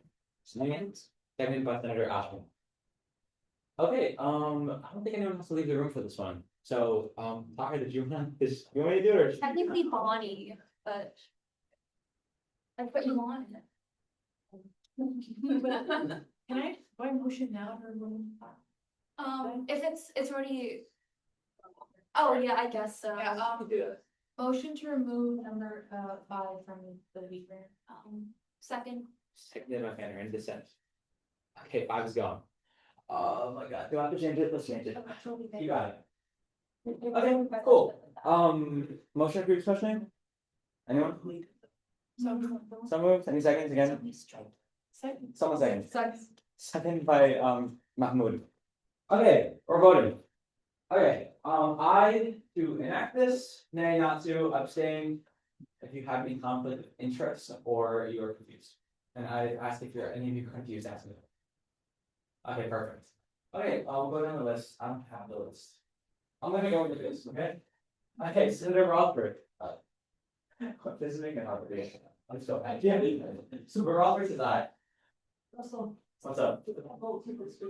Oh, I'm sorry, no, yeah. Next week. The financial bylaw is next week. Okay, motion to table this till next. Second. Second.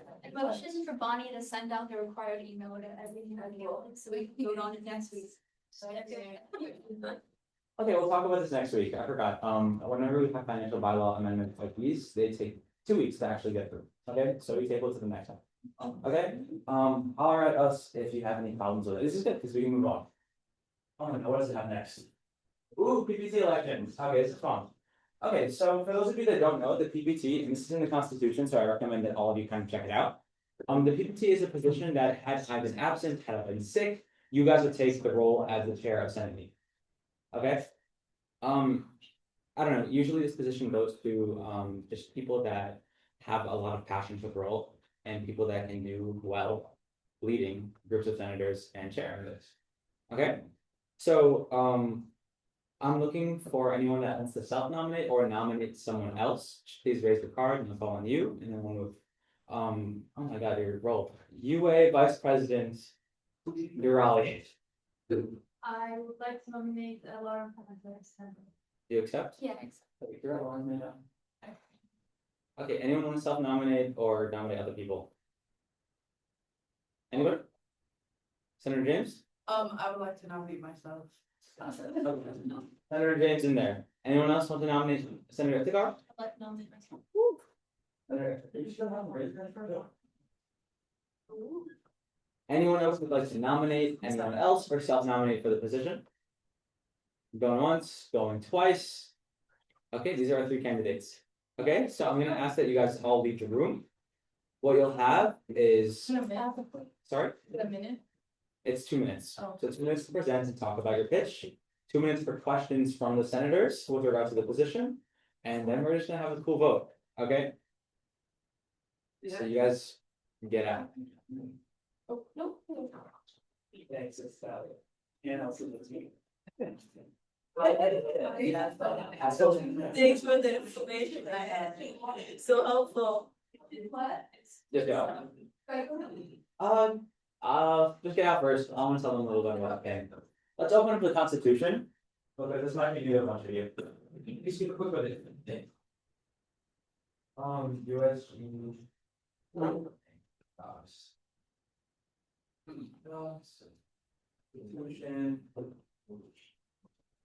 Hit this. You can see. Oh, this one. Something. Oh. I can't see this. Tell me where it's relevant. First. There it is, President Portland 4A. Okay, let's read through it. Okay. What's up? I don't know the actual duty of it. Is it, well, like, There to take over when I'm not. so it's just okay, Yeah. I'm assuming that all the senators are going to be president. So if I'm not able to be president, then the DPT say they're gonna. were these two making self-nominate? Nah, go for it. Okay. Nothing in here. Leave the room, please. Anyone else want to self-nominate last or nominate someone else? It's fun to nominate other people that don't want to do it and then just like. No? Great. Okay. The PPT shall be, it needs president Horton Board, it shall be elected by you guys. No later than the end of the second meeting of Senate, this is the first meeting of Senate of the fall semester, right? A simple majority vote, so I'm just gonna ask all of you, who are you gonna vote for? And then we're gonna make tallies, and something like that, okay? On the president Horton PPT, may be removed, but not from the position of senator by 2/3 majority vote of the filled seats at voting membership of the Senate. They shall assume the duties and responsibilities of the EVP, the chair of the Senate, as outlined in the Constitution, in my absence of the Senate. And Senate. In the event that the EVP resigns as chair of the Senate for the full or temporary duration of a meeting of Senate for reasons they no longer remain impartial or want to engage in debate, the PPT shall preside over the Senate as the chair of Senate. Meaning, if I'm out, they're in. Okay. They shall have the unrestricted right to vote during meetings of Senate. So even if they share, they will be voting on different motions too. And in the capacity of the chair, the PPT shall have. You get it. Okay. It's basically someone that replaces me if I'm gone. Okay. We've been thinking, and there's been a lot of ideas thrown around by past EC and assistants and all these different people, that maybe the PPT also change. Maybe they should hold senators accountable for certain things like initiatives. Maybe they should meet with them. It's still subject to change. And informally, because any official change will need to be reflected in the Constitution, that takes a special election. But it's generally just a position of weight, and it says a lot about, who's the big dog in Senate, Okay, I'm gonna call this one of them in. Okay, they're gonna have 2 minutes to present and talk to you. You have 2 minutes to ask them questions, and just bear in mind everything. Maybe even take notes. Cool.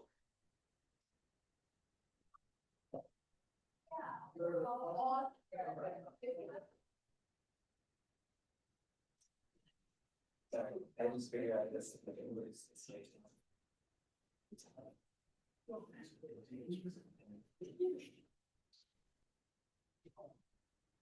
Watch it. Hi, everyone.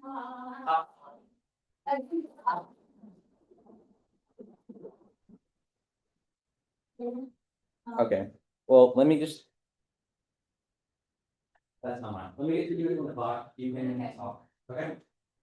Now we're gonna wait. You can say. Okay. Okay, you can begin. Okay. Hi, everyone. I'm Lauren. This is my second year as a senator. I got appointed last September into this position. And last year I did a lot in legislation. I wrote a lot of legislation. I just read a lot of legislation. I also wrote a lot to a lot of different people. Everyone here I know has a lot of different opinions about things, and I want to make sure everyone's opinion gets out, even if it's not necessarily something I agree with. Last year I did help people draft a lot of legislation that I didn't even really agree with, just for the sake of getting people's thoughts out, and I really don't want anyone to be silenced in this Senate. I also have some initiatives going on. Right now I'm working on Wolfie's Wardrobe. That's something I'm doing with Etche and someone else who has been involved for a while. If anyone wants to help me with Wolfie's Wardrobe, it would be great. It's basically like a thrift store that we collect. Additionally, I have another one going on with Rap Poison on campus. That one's kind of in progress. There's been a lot of back and forth communication, but I'm excited to keep that going. Currently, I'm also representative at SUNY SA for the undergraduate campuses. So I represent this campus, SUNY ESF, and SUNY Downstate. So in that, I basically do the same thing as the Senate, but with all SUNY campuses and their representatives. So that's super fun. I also have a lot of experience chairing committees and such. Last year as vice chair of LegVet, and whenever Ray was out, I would basically just do it myself. So I also have a lot of monument experience, so I can definitely step in Russell if needed. I know Robert rules can be really confusing, so I am someone who I hope kind of has a good grasp on them. Sometimes things still get muddy, but I think I know how to take over and share it. Well, I'm confident I can share it. So yeah, any questions? Thank you.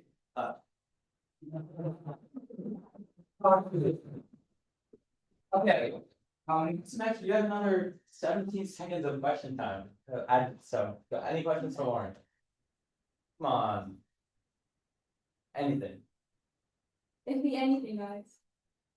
Yes. What's your biggest strength and weakness? I'd say my biggest strength is I'm, especially in this room, not afraid to talk.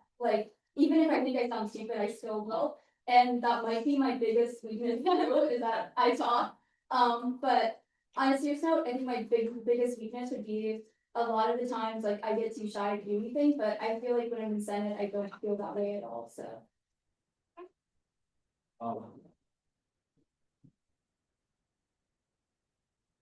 Okay, any other questions for Lauren? No? Okay, thank you so much, Lauren.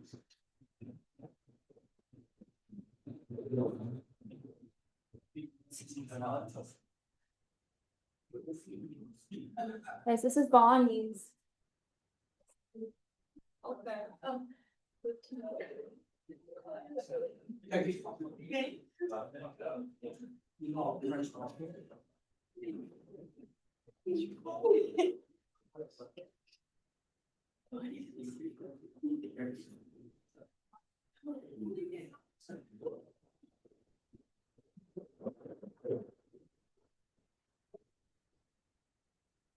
Anytime Sahar wants to thought, you guys have to thought. Oh. Okay, we have 2 minutes to talk, 2 minutes for questioning, okay, just the usual, okay, ready? Yeah. Go ahead. Hi guys, my name is Manal. I've served as a senator over the past semester, and so I'm incredibly familiar with the parliamentary motions that one would have to be equipped with to be president pro tempore. I've had a lot of experiences that are very rooted in being like having a front-facing role, such as serving on the University Senate, chaired by VP Gateau and Dean Clinton, being part of the Career Center Advisory Board, and over this past summer, I've had the extreme privilege of being able to be a legal aid intern at the New York State Supreme Court. All of these experiences, like holistically, have given me a lot of skills on how to communicate, how to synthesize complex information, especially in USG when, like, you know, you just saw BWA. It's very complex for someone both within and outside of Senate. So my past experiences have really given me a really good grip at being able to take complex information and synthesize and articulate it incredibly well. And that is what I think is the main crucial crux of the president pro tempore, that when the VP is out, that you're still able to keep running Senate in a cohesive way. And I really strongly believe that my experience would have equipped me to do just that. Thank you.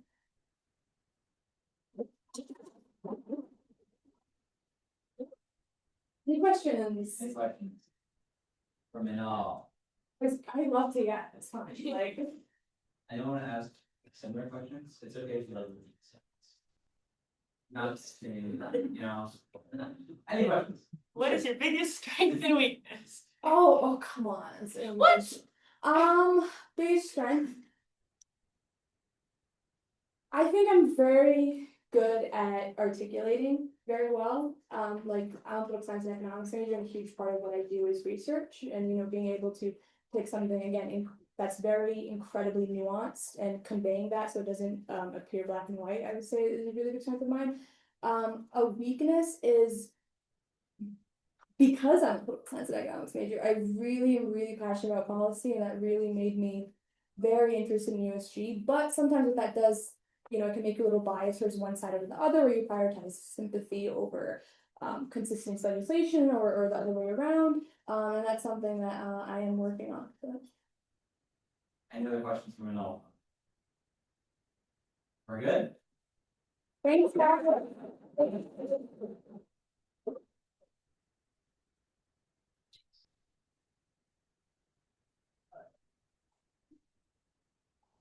Nice.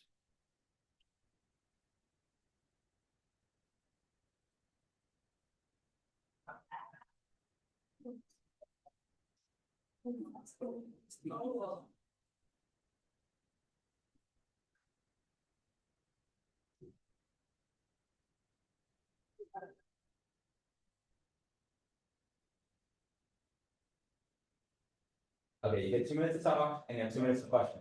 Okay, you saying? Okay. Okay, perfect. Time starts now. I'm Justin Nagrial. Some of you may know me. I have been in these senators meetings before, so I wouldn't say that I'm the most experienced out of the four of us.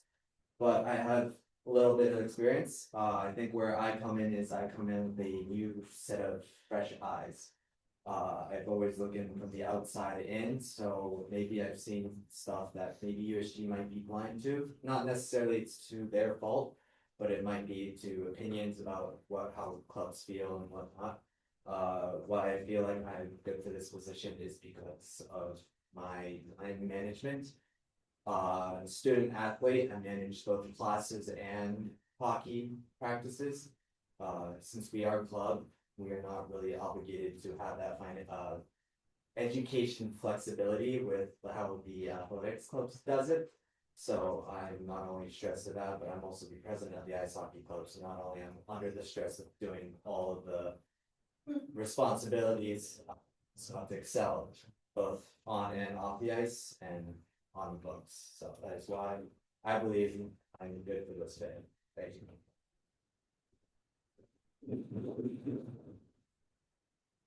Okay, any questions for Senator Nakagawa? Senator Yadav. Since you already mentioned that how you're new senator and me being a new senator as well, I was going to ask like what sort of things you look at in USG that you feel like should have a change in, or something that hasn't been done, could be done better from before. Well, I came here because I was told to, if I wanted to change, I would be the change. So that's why I got elected myself. In terms of what I would like to change would be on the financial side. I wouldn't say I'm the most informed on any of the, I wouldn't say emotional is not a good word, but like just culture clubs in general. And that's something I'm here to obviously learn and interact with all these senators and fellow staff members. But it's definitely on the financial. I'm in the legislative committee, and I wanted to understand obviously the financial bylaws and the constitution a little bit better, and see what I can be flexible on and be straight up on. Any other questions? Okay, thank you, Justin. Thank you. One more.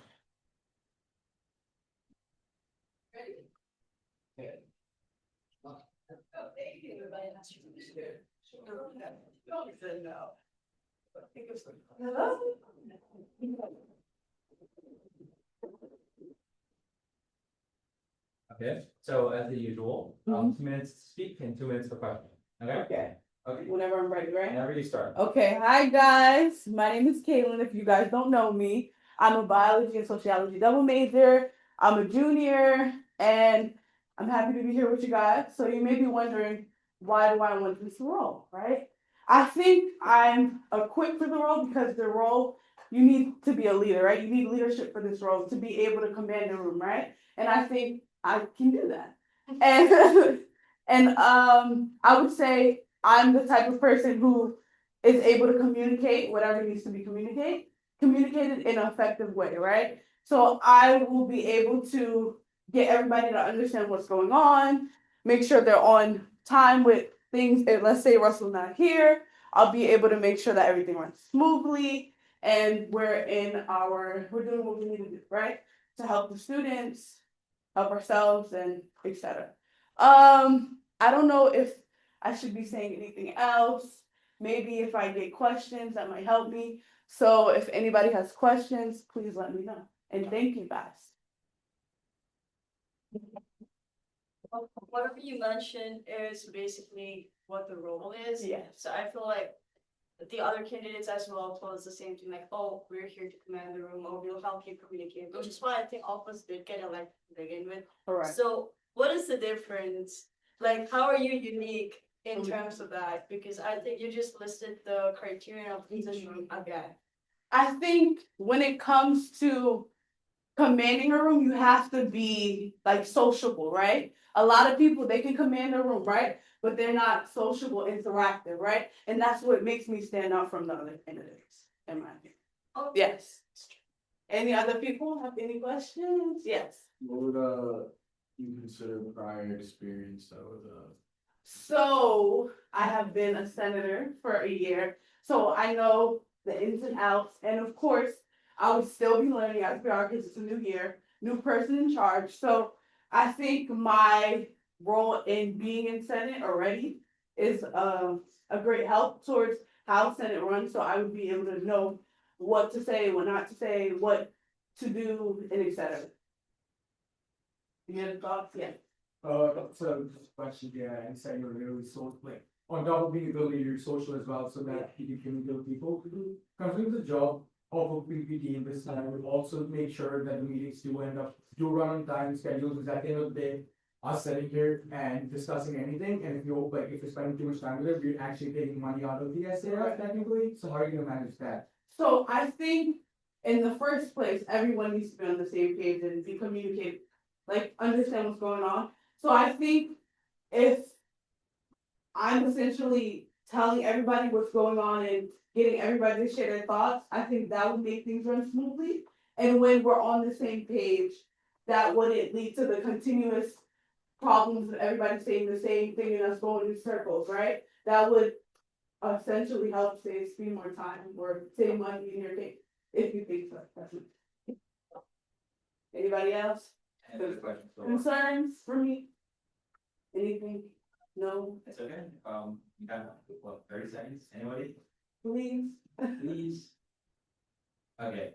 Okay. If you want to. Thank you.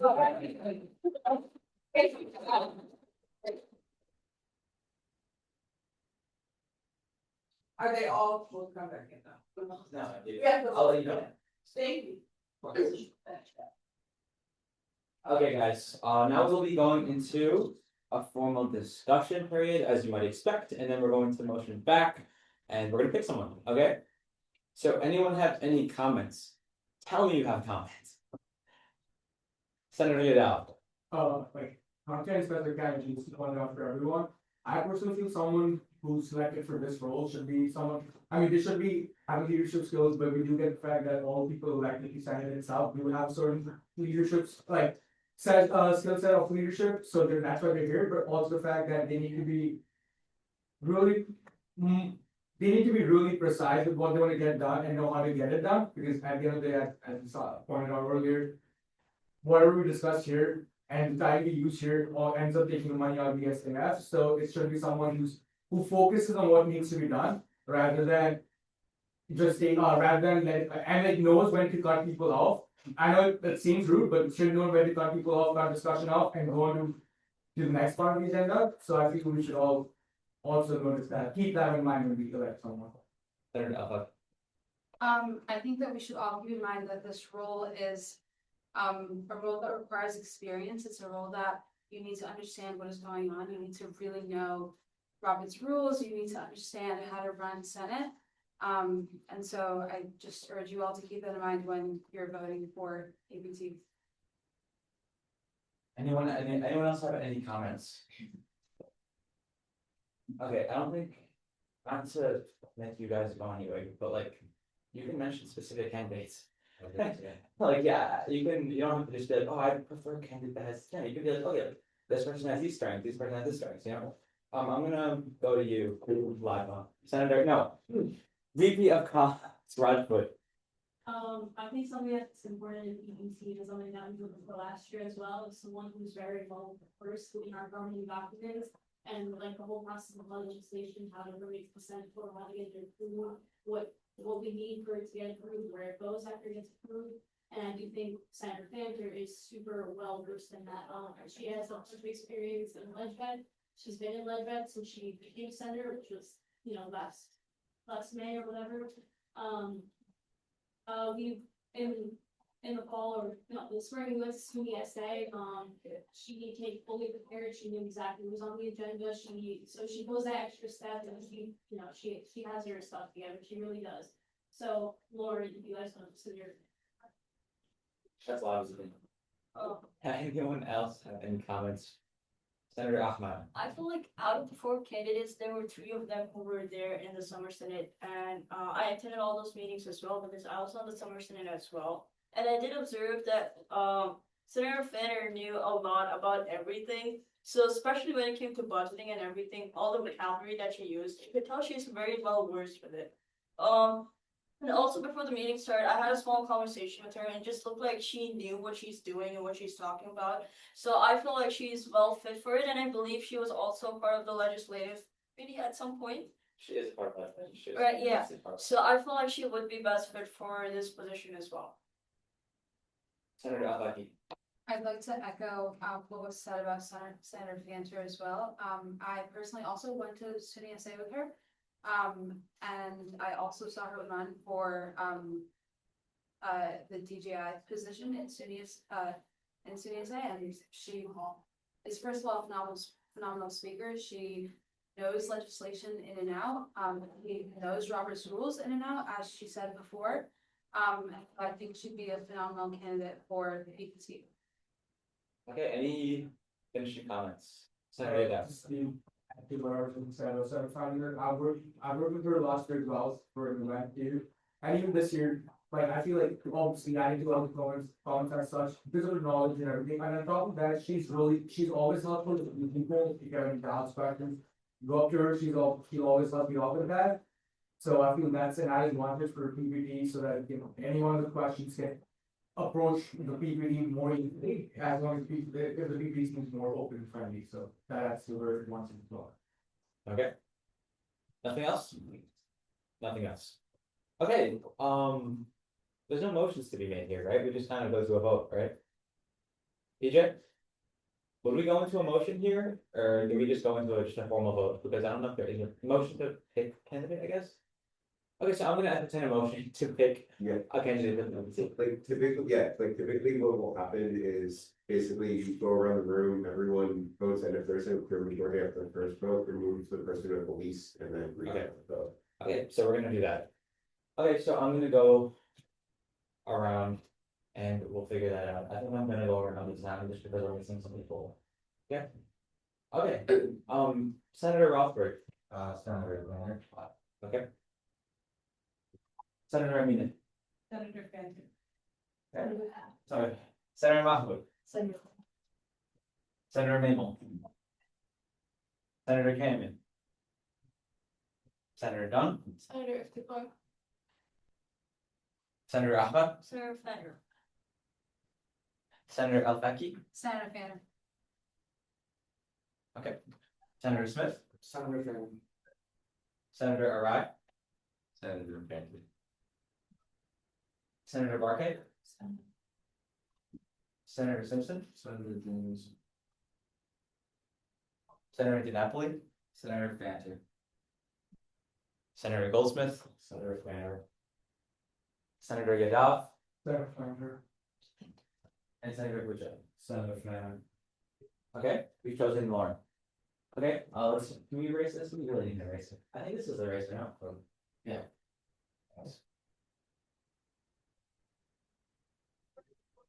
How can they come in? I'll announce it.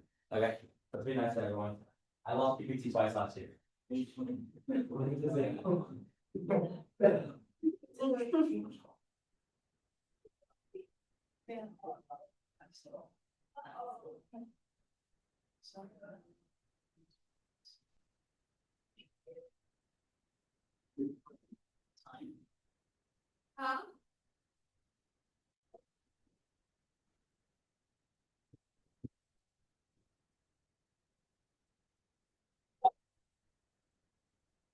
And go down, hold the door. Okay, congratulations to Senator Vander.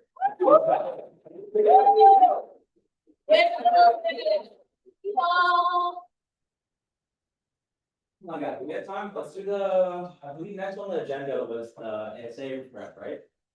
Someone check? Yes? Yes. Sarah, would you mind putting in a word about the position, what it entails, and Yeah. so we'll get them on? So the Auxiliary Services Association has a board of directors that oversees all of the operations of the Auxiliary Services Association. They meet 5 times per year, and the student representatives are the USG president. And then there's a commuter student representative and a resident student representative. And at these meetings that happen 5 times per year, the first one will be at Westside Dining, and the rest will be all on Zoom. They cover all of the ancillary services that ASA covers. They go over things like dining sales, for example, and a lot of budgeting. And it's a platform that I would recommend if you run. It puts you in a room with all of the administration and Auxiliary Services Association, especially if you're doing a lot of advocacy work that involves ASA, like dining, for example. If you have experience with that, I would recommend running it. You said we both need residents and a commuter rep? Right? Yes, and they're 2-year terms, so if you graduate or you're no longer in USG, then obviously you don't do it the second year, but if you're here next year, you're also on the ASA Board of Directors for a second year. So they'd be in USG, I assume. Yes. Okay, raise your hand if you're a commuter. Raise your hand if you're a resident. Okay, that's good, we have an even split. So, okay, I'm taking nominations, self-nominations, or those of others for the resident position first. Okay, do we have anybody that wants to nominate themselves or no? Anyway, we need someone, guys. Senator Udall? Nominate, okay, we're moving it. Raise your hands high if you wanna be, Can I nominate Eche? actually, do you accept the nomination? I am a pharmacist. Oh, wrong one. Okay, we'll figure that out soon. Anyone else for residents? Anyone else want to nominate actively, just raise their hand and speak a nomination? Sebastian, oh, so you live here? Yes. Oh, do you accept the nomination? I accept. Okay, any other people? Senator LFG? Okay, I nominate Senator James. Senator James, do you accept? No, I don't think so. I'm just playing, I'll. That's what I thought. Thanks, guys. Any other people want to self-nominate? Senator Kyle? Yeah, I'll self-nominate, so. Okay. Anyone else for residents? Cool, we need to move through this quick. Now, commuters, raise your hand one more time, like, if you're a commuter. That's a lot of you, okay, any nominations the same way? Senator Finner? We're doing commuter students now? Yes. I would like to nominate Eche. Ajay, what's up? You were fast with that. Yes? I'm on it.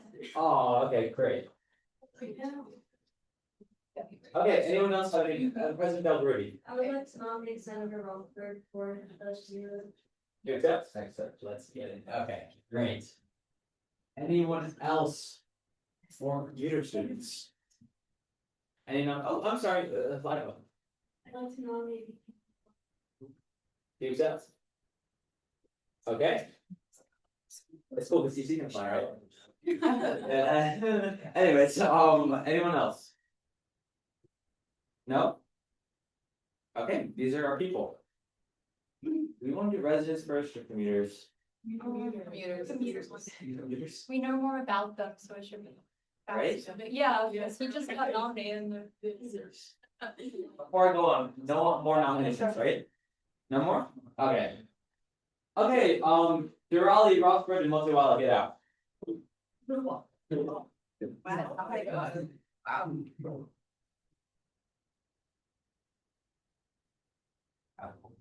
Wait, yeah, sorry, something. Okay, same deal, let's try to move it, okay? Let's have your questions planned out, okay? You guys know the position, what it entails? Do you need anything from Sarah or myself to tell you what it's about? Okay, great.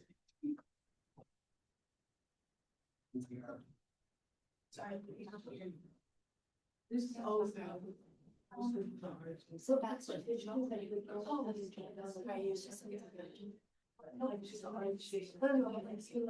You can't even buy the like it's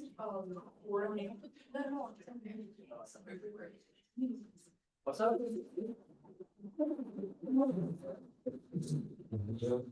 2 minutes speech, 2 minute question period, let's get it, ready, go. Hello, everyone. My name's Ethan. I'm not gonna bore you with the whole pitch again. I gave it like a week or 2 weeks ago. But I did want to focus on one thing for this position. ASA deals a lot with dining, on campus. One of the things I did in my previous student government role, as president at Suffolk County Community College, one of the things we did, we developed and implemented a campus dining survey to assess the satisfaction of the campus dining services on campus. We got around 400 responses, which may not seem like a lot, but for a small community college, we were pretty happy with it. And from our survey responses, we were able to make a case to our administration to implement new food vendors. One of them was the Halal Hut, which is still very popular and successful. But throughout this whole process, we were dealing with administration, going through negotiations, presenting them our data. So when it comes to food and dining services, in student government, I believe I'm very qualified and I'd be happy to answer any questions.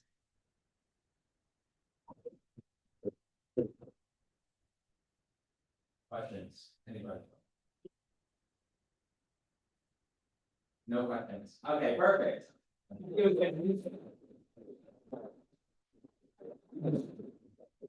Ethan, tell someone to come in. Okay, okay. Ethan is the only non-PC member right now, so give him, it's nice that he just back, he's running, show the mission.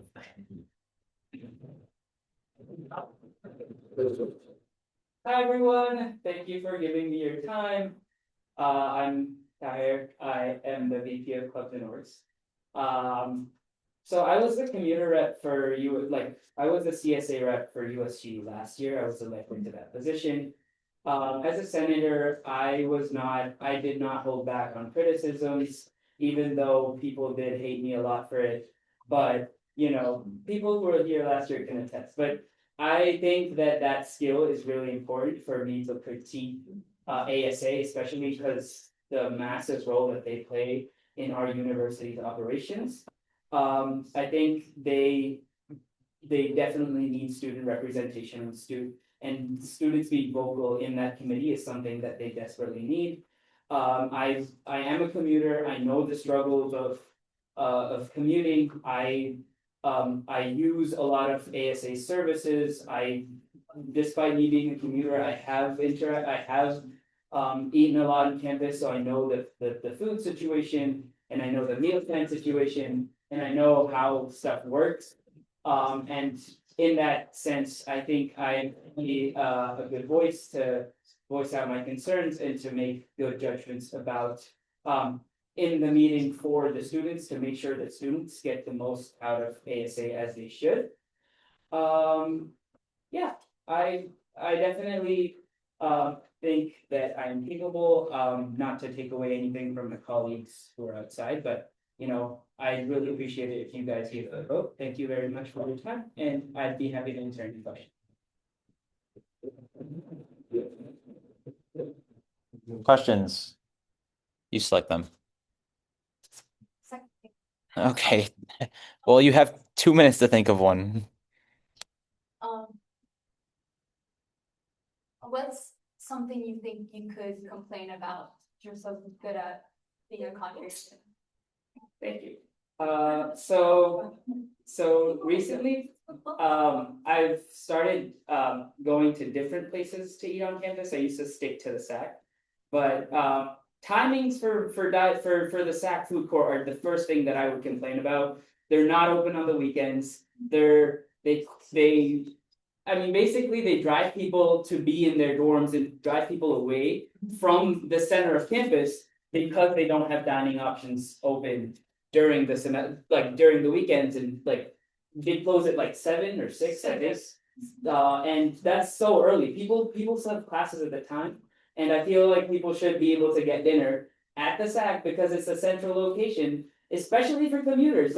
Which is something that I personally have had to deal with, and so that's the first thing I would bring up. I also have a lot of concerns about basically the different dining halls and commuter meal plans.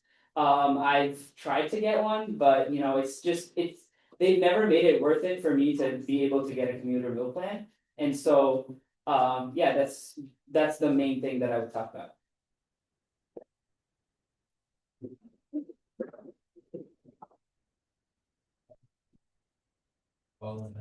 It's really good fun. Oh, it was a good question again.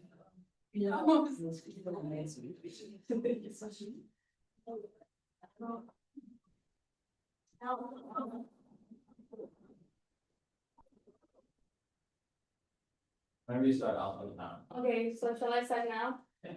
Okay, so hello everyone, so if we haven't met yet, my name is Agnes Rosie. I am currently graduating in political science and minoring in journalism. A little about me is that I was a senator last year. Now this year I am in our state race, and I have a lot of leadership positions on campus. I am president of the Community Student Association here, and again we work on a lot of good GBMs coming out, like life scale events. So if you guys want to club, that would be down there.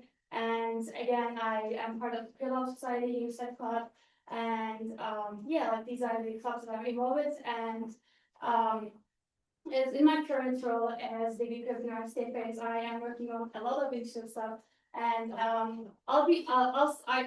see like the overview of this position, so I feel like my position would be a great fit, especially for this year to work on like a lot of like even though I didn't have a chance like talk with all of you guys, but in University Affairs Committee in the month like at this Monday, like we talked about a lot of initiatives, and I remember like before that I talked with like Senator Ahmad.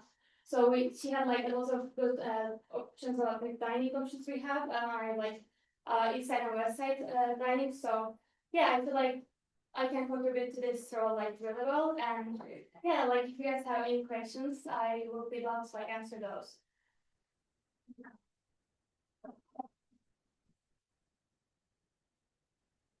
You can ask it the same way I asked Tahir. What are you gonna complain about? What am I going to complain about? Yeah, to them.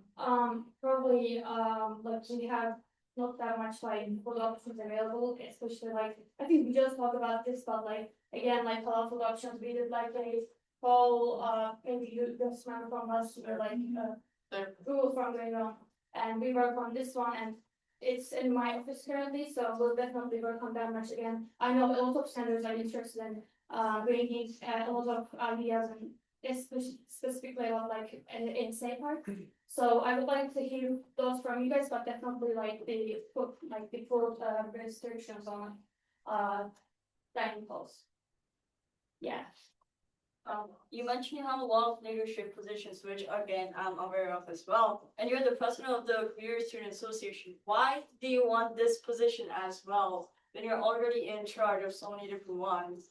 Why do you think this specific one would force you to make a change? Why is others not enough?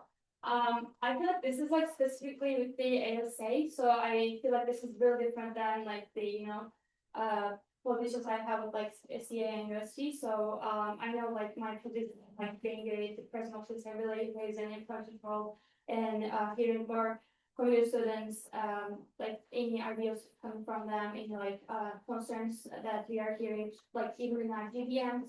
And like this year, especially we have like the good speak team members, and I feel like we have like a really diverse like people like that they think and like all the way around. So yeah, I feel like, and also I see like the timing. If it wouldn't work with my schedule, I would Frankfurt, but Fridays I'm free, so that's why. Thank you. Okay, thank you, Ashley. And now, we'll tell you when to come back. We'll tell you guys when to come back. Yeah, thank you.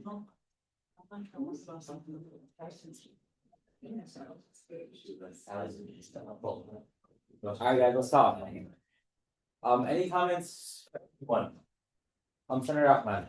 I feel like both Eche and Tahir are already in the position for a while, and they've both been a part of Career Student Association. I feel like Ethan has taken transfer from a different school, so I think he deserves a solid chance to be a part of this instead of just Eche and Portugal, because they've been here for a while. I think someone new should get a chance to like come forward. He also mentioned he did try his best to get a survey out, which is like a point that he actually implemented something which he could as a president in his previous college. So I think Ethan would be a solid candidate. We should give chance to new candidates.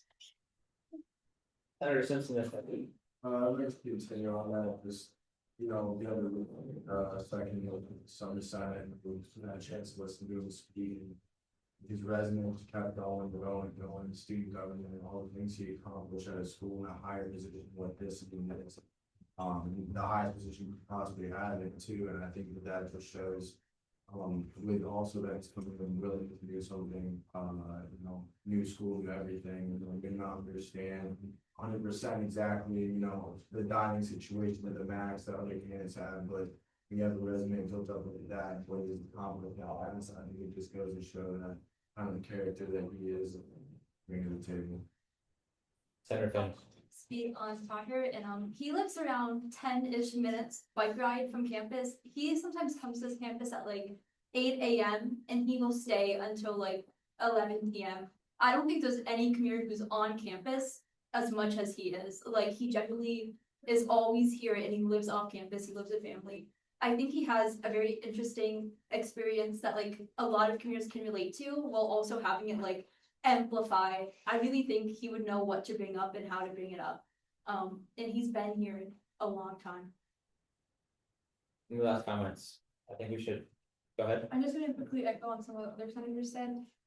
Because we have two people who are in an executive council role, they by nature of their job have a lot of connections and avenues to talk to people when they do have problems with ASA, etc.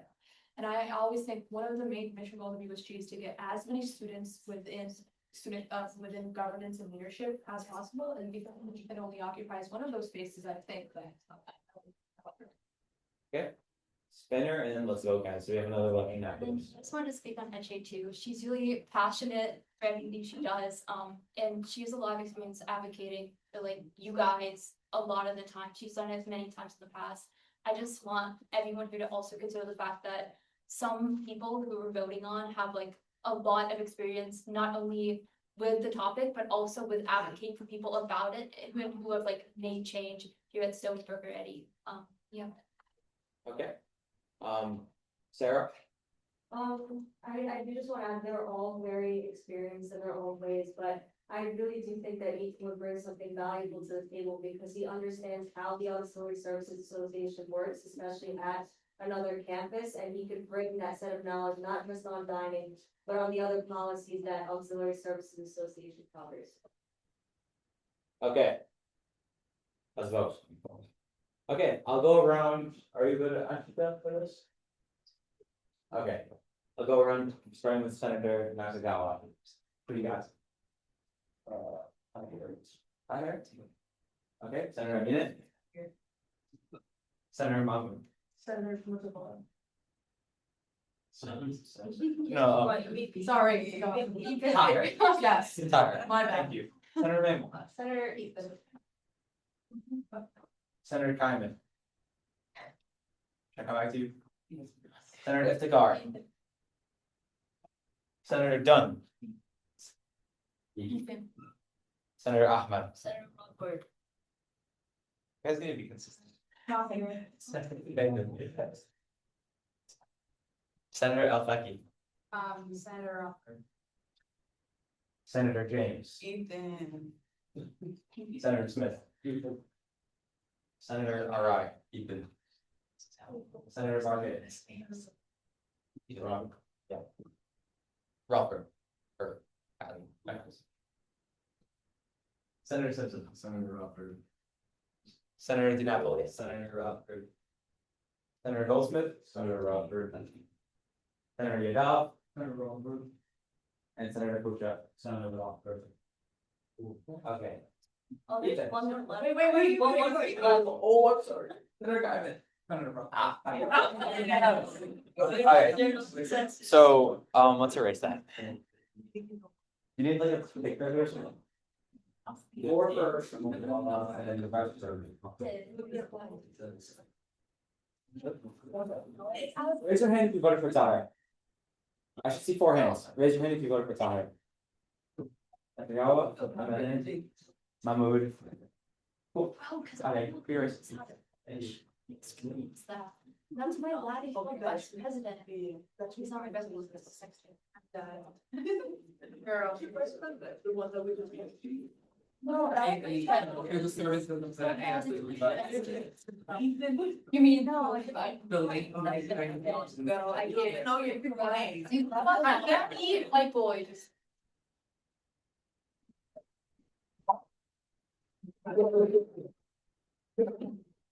Congratulations to Senator Rockford.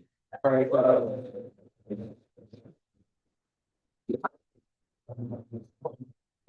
I'm bringing a shot. okay, let's do it again. We got Senator Yadav. Senator, oh my God, Sebastian. Is he even in the room? Yeah.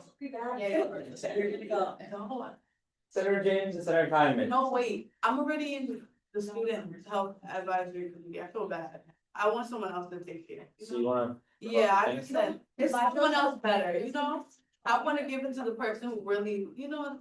Oh, wow. Passion. Yes, passion about it. Or let me not take her opportunity, you know? Erase my name, please. Oh, wow. That's crazy. All right, it's really just then Senator Hyman, Dobbs, and Sebastian Adams. So you guys get out.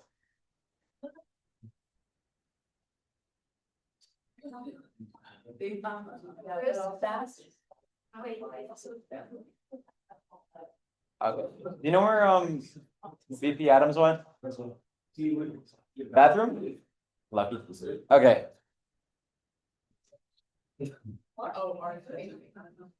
All right, maybe he'll go last. Okay, same deal, okay? Okay.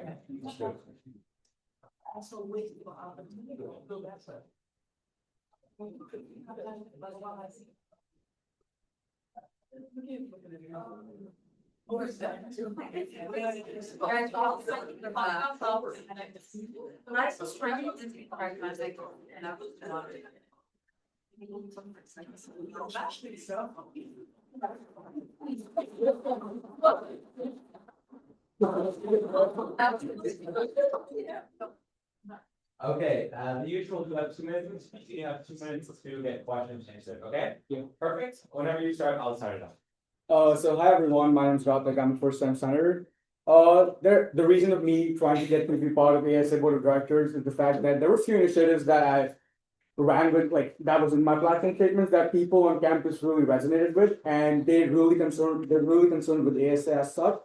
First of them being me being a resident student and an international student who stays on campus 24/7 for all days of the semester as such.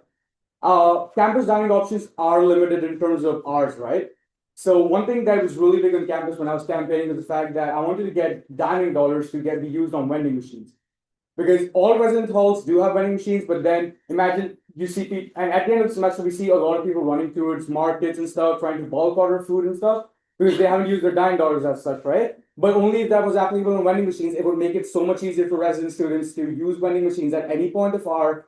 And that would also not increase cost to the ASA because they don't have to have staff members actually running up stores, like the markets or the dining halls as such. And those vending machines are already existing in every single residential building as well as every single other building on campus too. One other big initiative that I really want to work on that I feel if I get this position would make it much easier to get implemented is virtual ID cards. I myself contacted the campus card office recently, emailed them to figure out who would be the best person to talk about this. And they told me ASA is the one who manages this as well. I figured out, like in terms of technological point of view, I figured out how it is really easily, it can be applied to Storybook as such, because the systems that we use for access that is called from a company named HID also implements digital systems to your phone. So imagine no more carrying your ID around, you can tap your phone and get into a building or into other places where you usually use your ID for. So these two initiatives I feel are really big. And if I was on the ASA Board of Directors, would be much easier to get them implemented. In terms of commitment, firstly, being here, I'm always so I can represent residential students in terms of other problems related to ASA as well, because I'm one. Just finish your point. Yeah, because as I said once again, I'm always here throughout the semester. So yeah.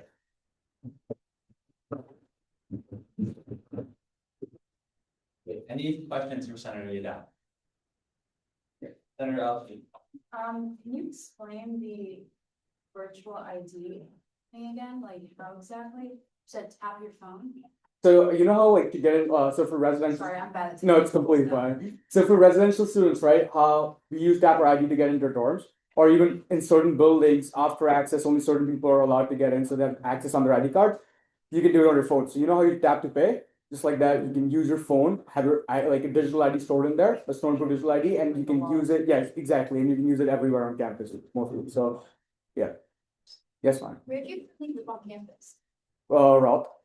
Yeah. What? It's about the resident experience. I've been on East Side. I've been in Cali, so I've experienced East Side dining, West Side dining, and now on the road. So I'm at the road too. It's only been 2 days in road, so yeah. Any other questions? VP Montewalo. Who's your barber? What? Who's your barber? What's your water? Barber? Actually, my friend cuts my hair in his dorm, so I'll referee to him. Theo fades. Yeah, I know it was bad. I know it was bad. No, it's sad. Any other questions though? Anyone actually have any reason? What? No? DJ? This isn't really a question, but more of a clarification. The vending machine actually do bring $90. But most of the residential ones don't. Okay, yeah, that's. Yeah, there's few of the newer ones do, so one's in DAC and one's somewhere. The ones in bigger, well, the ones in, yeah, ones in the tax. That's the only one still, so yeah. Okay, anyone have a 10, literally 10-second question? Okay, I assume not. Okay, picking up.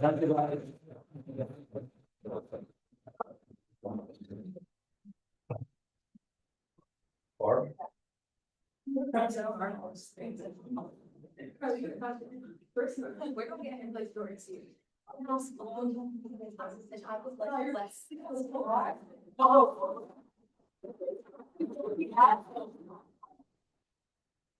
whenever you start talking, I'll set the time.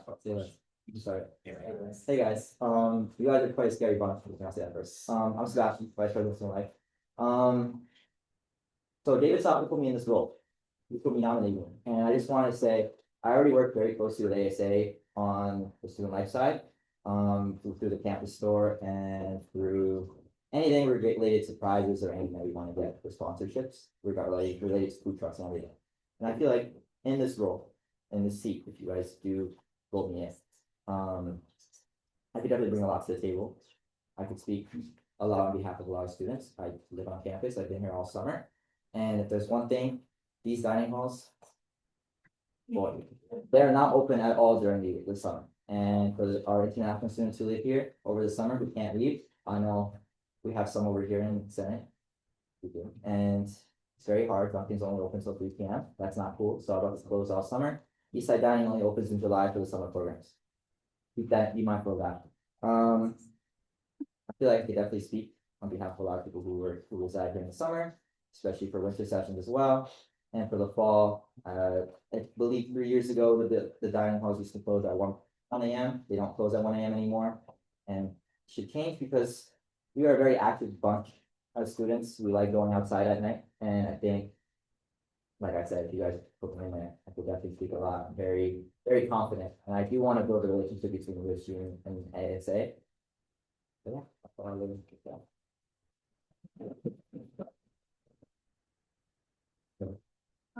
So you have one of like the most remaining roles in which you speech this life. So how do you plan on balancing that role and this role if you are elected? So, correct me if I'm wrong, but I believe they only meet a few times in the year.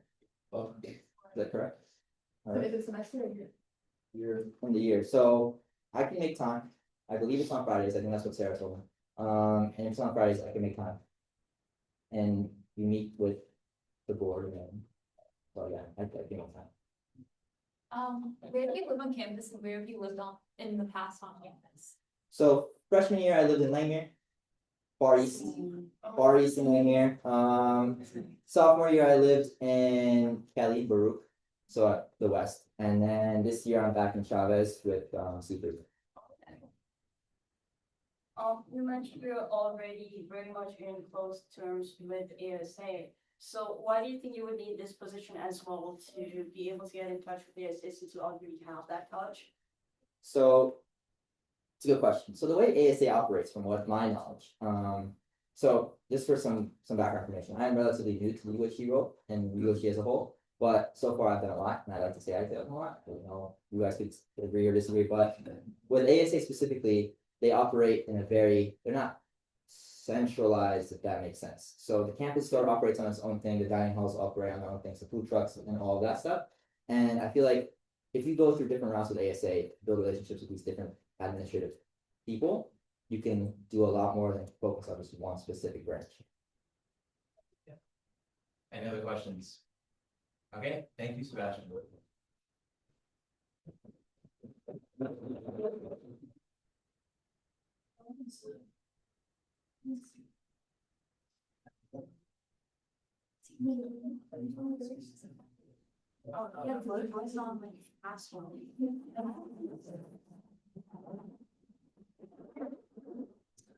Okay, whenever you start, you'll have 2 minutes and you'll get 2 minutes of questioning. Thank you.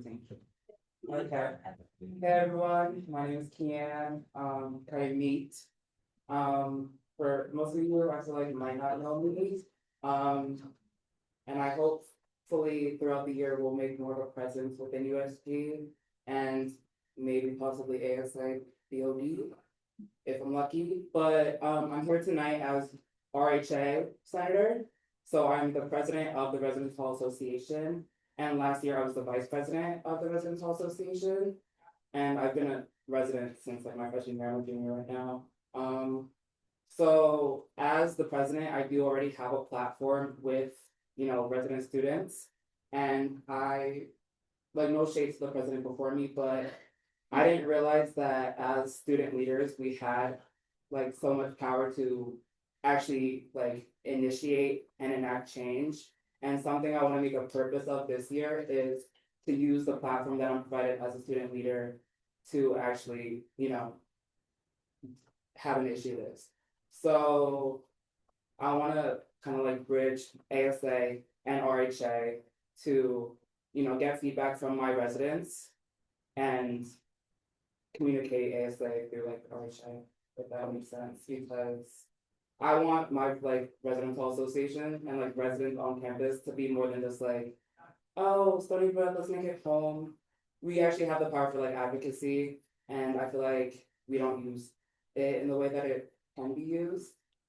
So that's basically why I'm running, because I don't want to just like sit around and like plan events and make it feel more like home when I can like actually be advocated for actual changes to happen.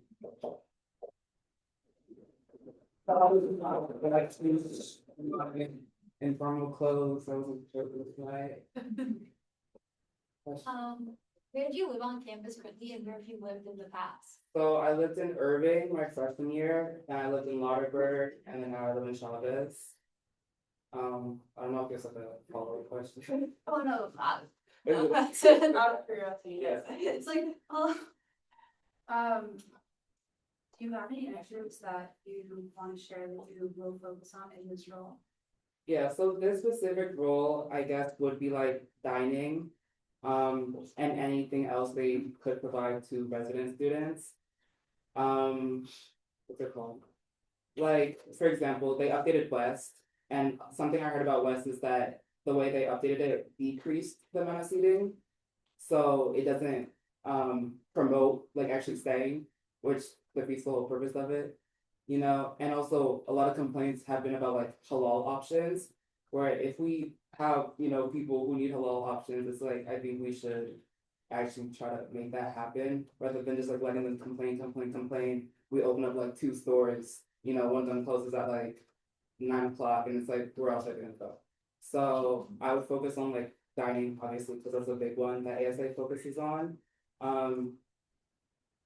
They might focus on like laundry too, not too sure about that, but if they do, I would definitely tackle that. I have other initiatives, but I don't think ASA specifically correlates to them. If, like, I don't know. Thank you. Any last questions for Kian? Okay, thank you.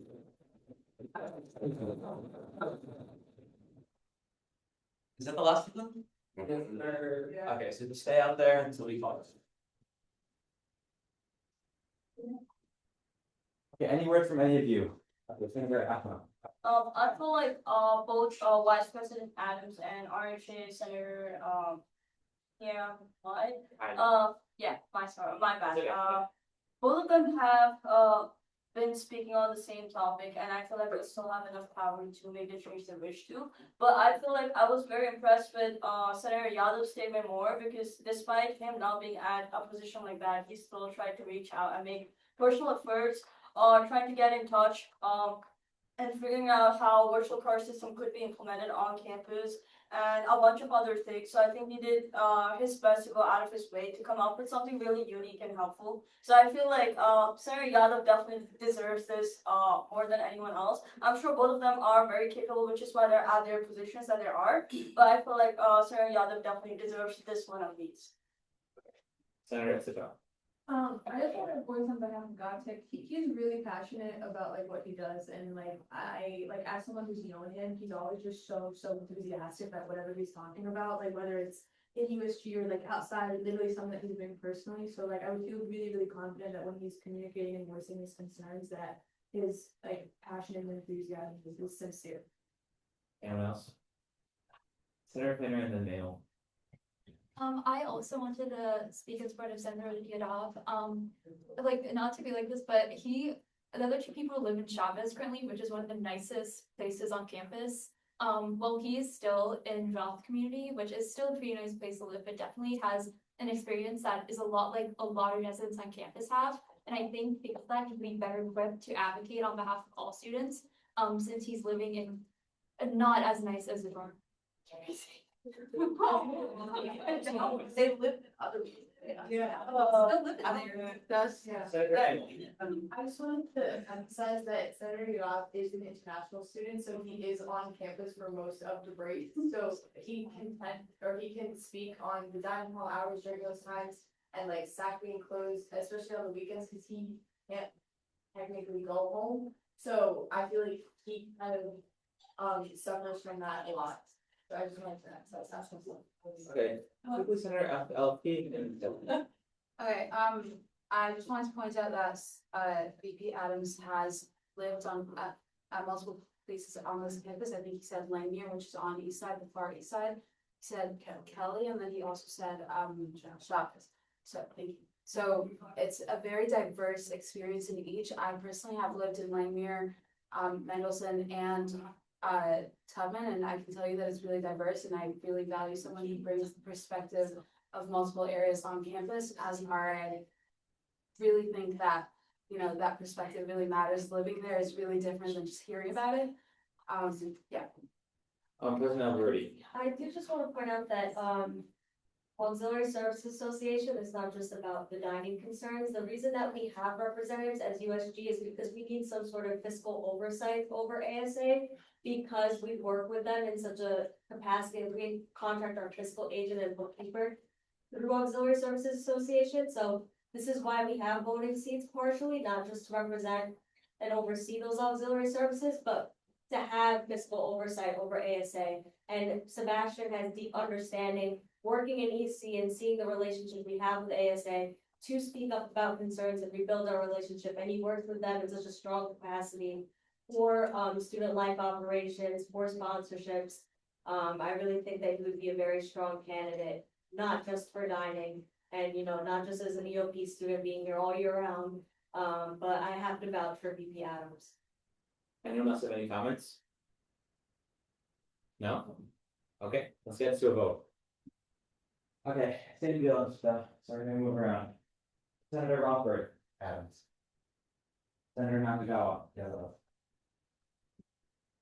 Senator Akinen. Adams. Senator Mahmood. Senator Mamel. Senator Iftikhar. Senator Dunn. Adams. Senator Ahmad. Senator Yadav. Senator Fanner. Yadav. Senator Al-Faki. VP Adams. Senator James. Adams. Senator Smith. Yadav. Senator Arai. Senator Goodall. Senator Barkay. Adams. Senator Simpson. VP Adams. Senator DiNapoli. VP Adams. Senator Goldsmith. Yadav. Senator Pucha. Yadav.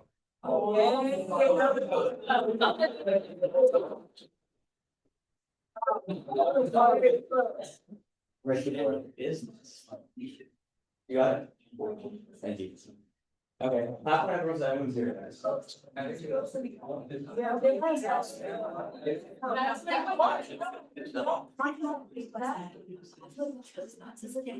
That's what this okay.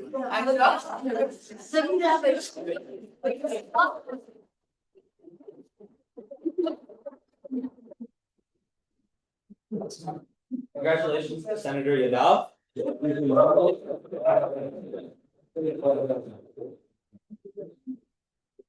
Okay. What do we have? Does anyone have anything they want to amend the agenda to before we do anything, Senator Cantor? Pushing the table EC reports to next week. Any seconds? Second. Second.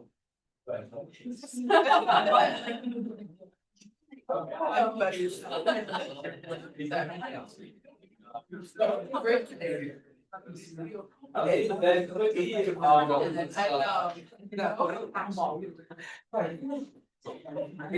want to go over the Senate rep program with you guys now that we're in person. You need to fill out the forms. I don't know how many of you did, but you have to, and I'm gonna give you guys 5 minutes to do it now. So if you haven't, I'm gonna look at the responses and fill it out, but we need to move on this, okay? So I'm gonna name some names. Oh, wow, okay. I'm gonna name the names that have, and then whoever hasn't should fill it out in the next 5 minutes, okay? Thank you. Let me get on that, and not to call anybody out, just do it, you know? Ugh. We have, ooh, maybe I should refresh it. We have 13 responses. So I refreshed it too, yeah. Try again.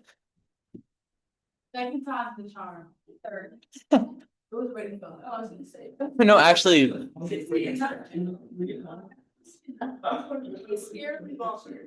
okay, 14 responses. Okay, I'm gonna start calling people out. Okay. Who didn't? That's okay. Senator Pucha, please fill it out now. Thank you, I appreciate it. Senator Yadav did it. Senator Goldsmith, I believe, did it. Senator DiNapoli, yeah. Did you do it? It doesn't say here that you did it, so can you just fill it out right now, quick? Thank you. Senator Simpson. Yeah, you haven't done it either so far, so just please fill it out right now. Thank you.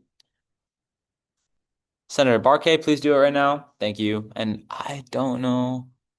Senator Arai, you too. Perfect. Senator Smith, you too. Senator James did it. Senator Alfaki did it. Thank you.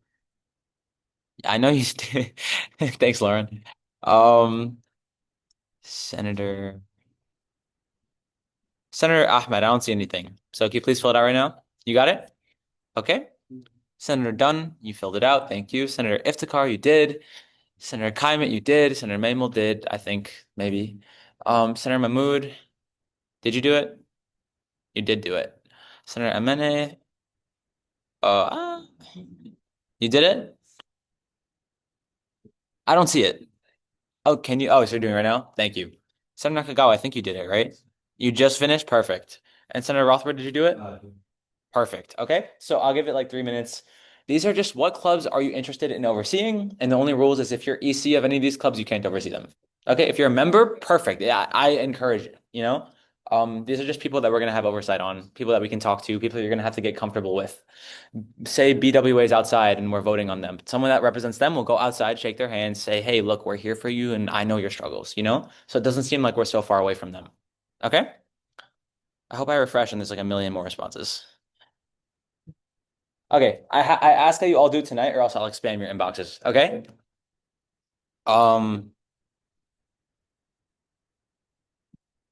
Okay.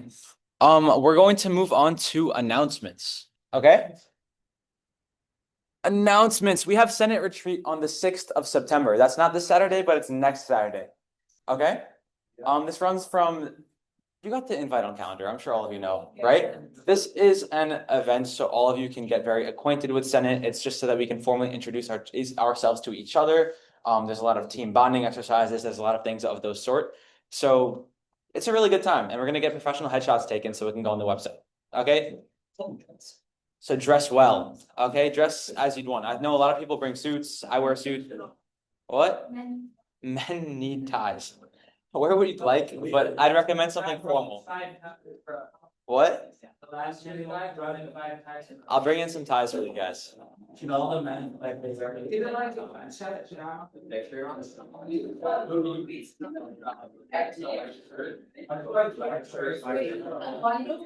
what? Sure, I'll say that. There's a person with a camera, so like we're gonna have a team picture together, anyways, right? So that's probably top to bottom. So no like shorts on the bottom and white shirt. No shorts. While we're here, okay? There's been a form that Sarah sent out a good while ago as to all the staff, and one of the little points on it includes your eating restrictions. If any of you have to eat halal, kosher, vegan, vegetarian, this or that, fill that out because I'll be taking the responses tomorrow and I'll be making a decision as to what we should order for lunch. Okay? In the past, I believe there's been Taco Bell. I believe there's been Shaw's Halal. I thought Nishta did Taco Bell. Oh, no Taco. They don't want Taco Bell. There's been Chico's, I think, right? Tex? I don't know. Chipotle we've had at Spring Budget Weekend. Fill it out so we can decide. Okay, maybe I'll take a quick poll. Okay, but we need to get that going. Okay, but regardless, it's a good time. VP Rick Cato is going to be there. He's going to talk about his position, his grand plan for campus. Sometimes he brings baked goods for us, so it's pretty cool. Senator Fanner. He showed us Wolfie's the Seawolves Village, prefers like the Seawolves Village, and he also showed us the Wolfie statue for the mail. Yeah, oftentimes at Senator Retreat we get inside info, which is pretty cool. So that's cool too. So just try to be there. And if you can't make it, I will make personally a recap for all of you. And well, I think Liba, there will be photo makeups too. Yeah, but like we want to get group pictures. We do want to get a nice group Senate picture, so try to be there. I know it's been hard for some of us, but there'll be photo makeups, so we'll all look good, you know. Okay, moving forward. Red Day is tomorrow. Does anyone have word on that? I think someone talked about it in the Senate chat. I was yapping, so I think you all know where you're stationed, what you're doing, right? Okay, just be there and please wear red. I think if you don't have red, ask. Let's see. Yeah, is this the one that Sarah sent? I don't know who put that in, but that's the mandatory USG all staff fill form. That's what I'm checking for your dining preferences. Okay. So please don't get upset if the food doesn't correspond. We're looking at that. Okay. Otherwise, we are in open agenda now. So does anyone have any comments? Anyone from EC have any comments for open agenda? I know this was a long Senate meeting with some heavy issues and feelings. So, Eche.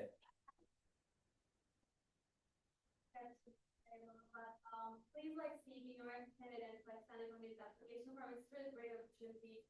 In my freshman year, that's how I get in all of this. To like, there's a lot of communities. So I did something that the other like some community that really actually like you're passionate about. And yeah, like the form gonna be closing around probably like September 5th. So please register for. Any other open agenda items? Anybody? Senator Fanner.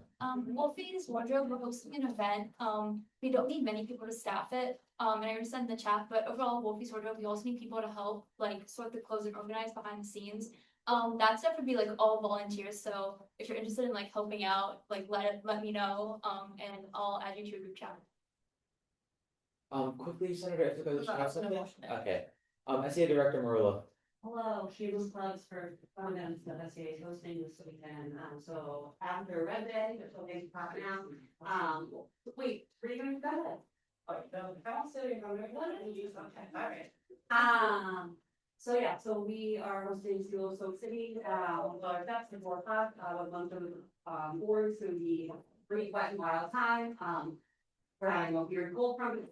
Last year it was 1,000 degrees, so it makes sense. We're gonna be wet and wild anyways. It's just, not hot. So yeah, and then Saturday, the yoga, the silent thing is on its TV. You want to just watch really adorable goats and not lose any time. Or not lose watch goats. This is a joyous time. That's for here. What day is it? That's Saturday. It's yoga with goats. It's like really cool. I was.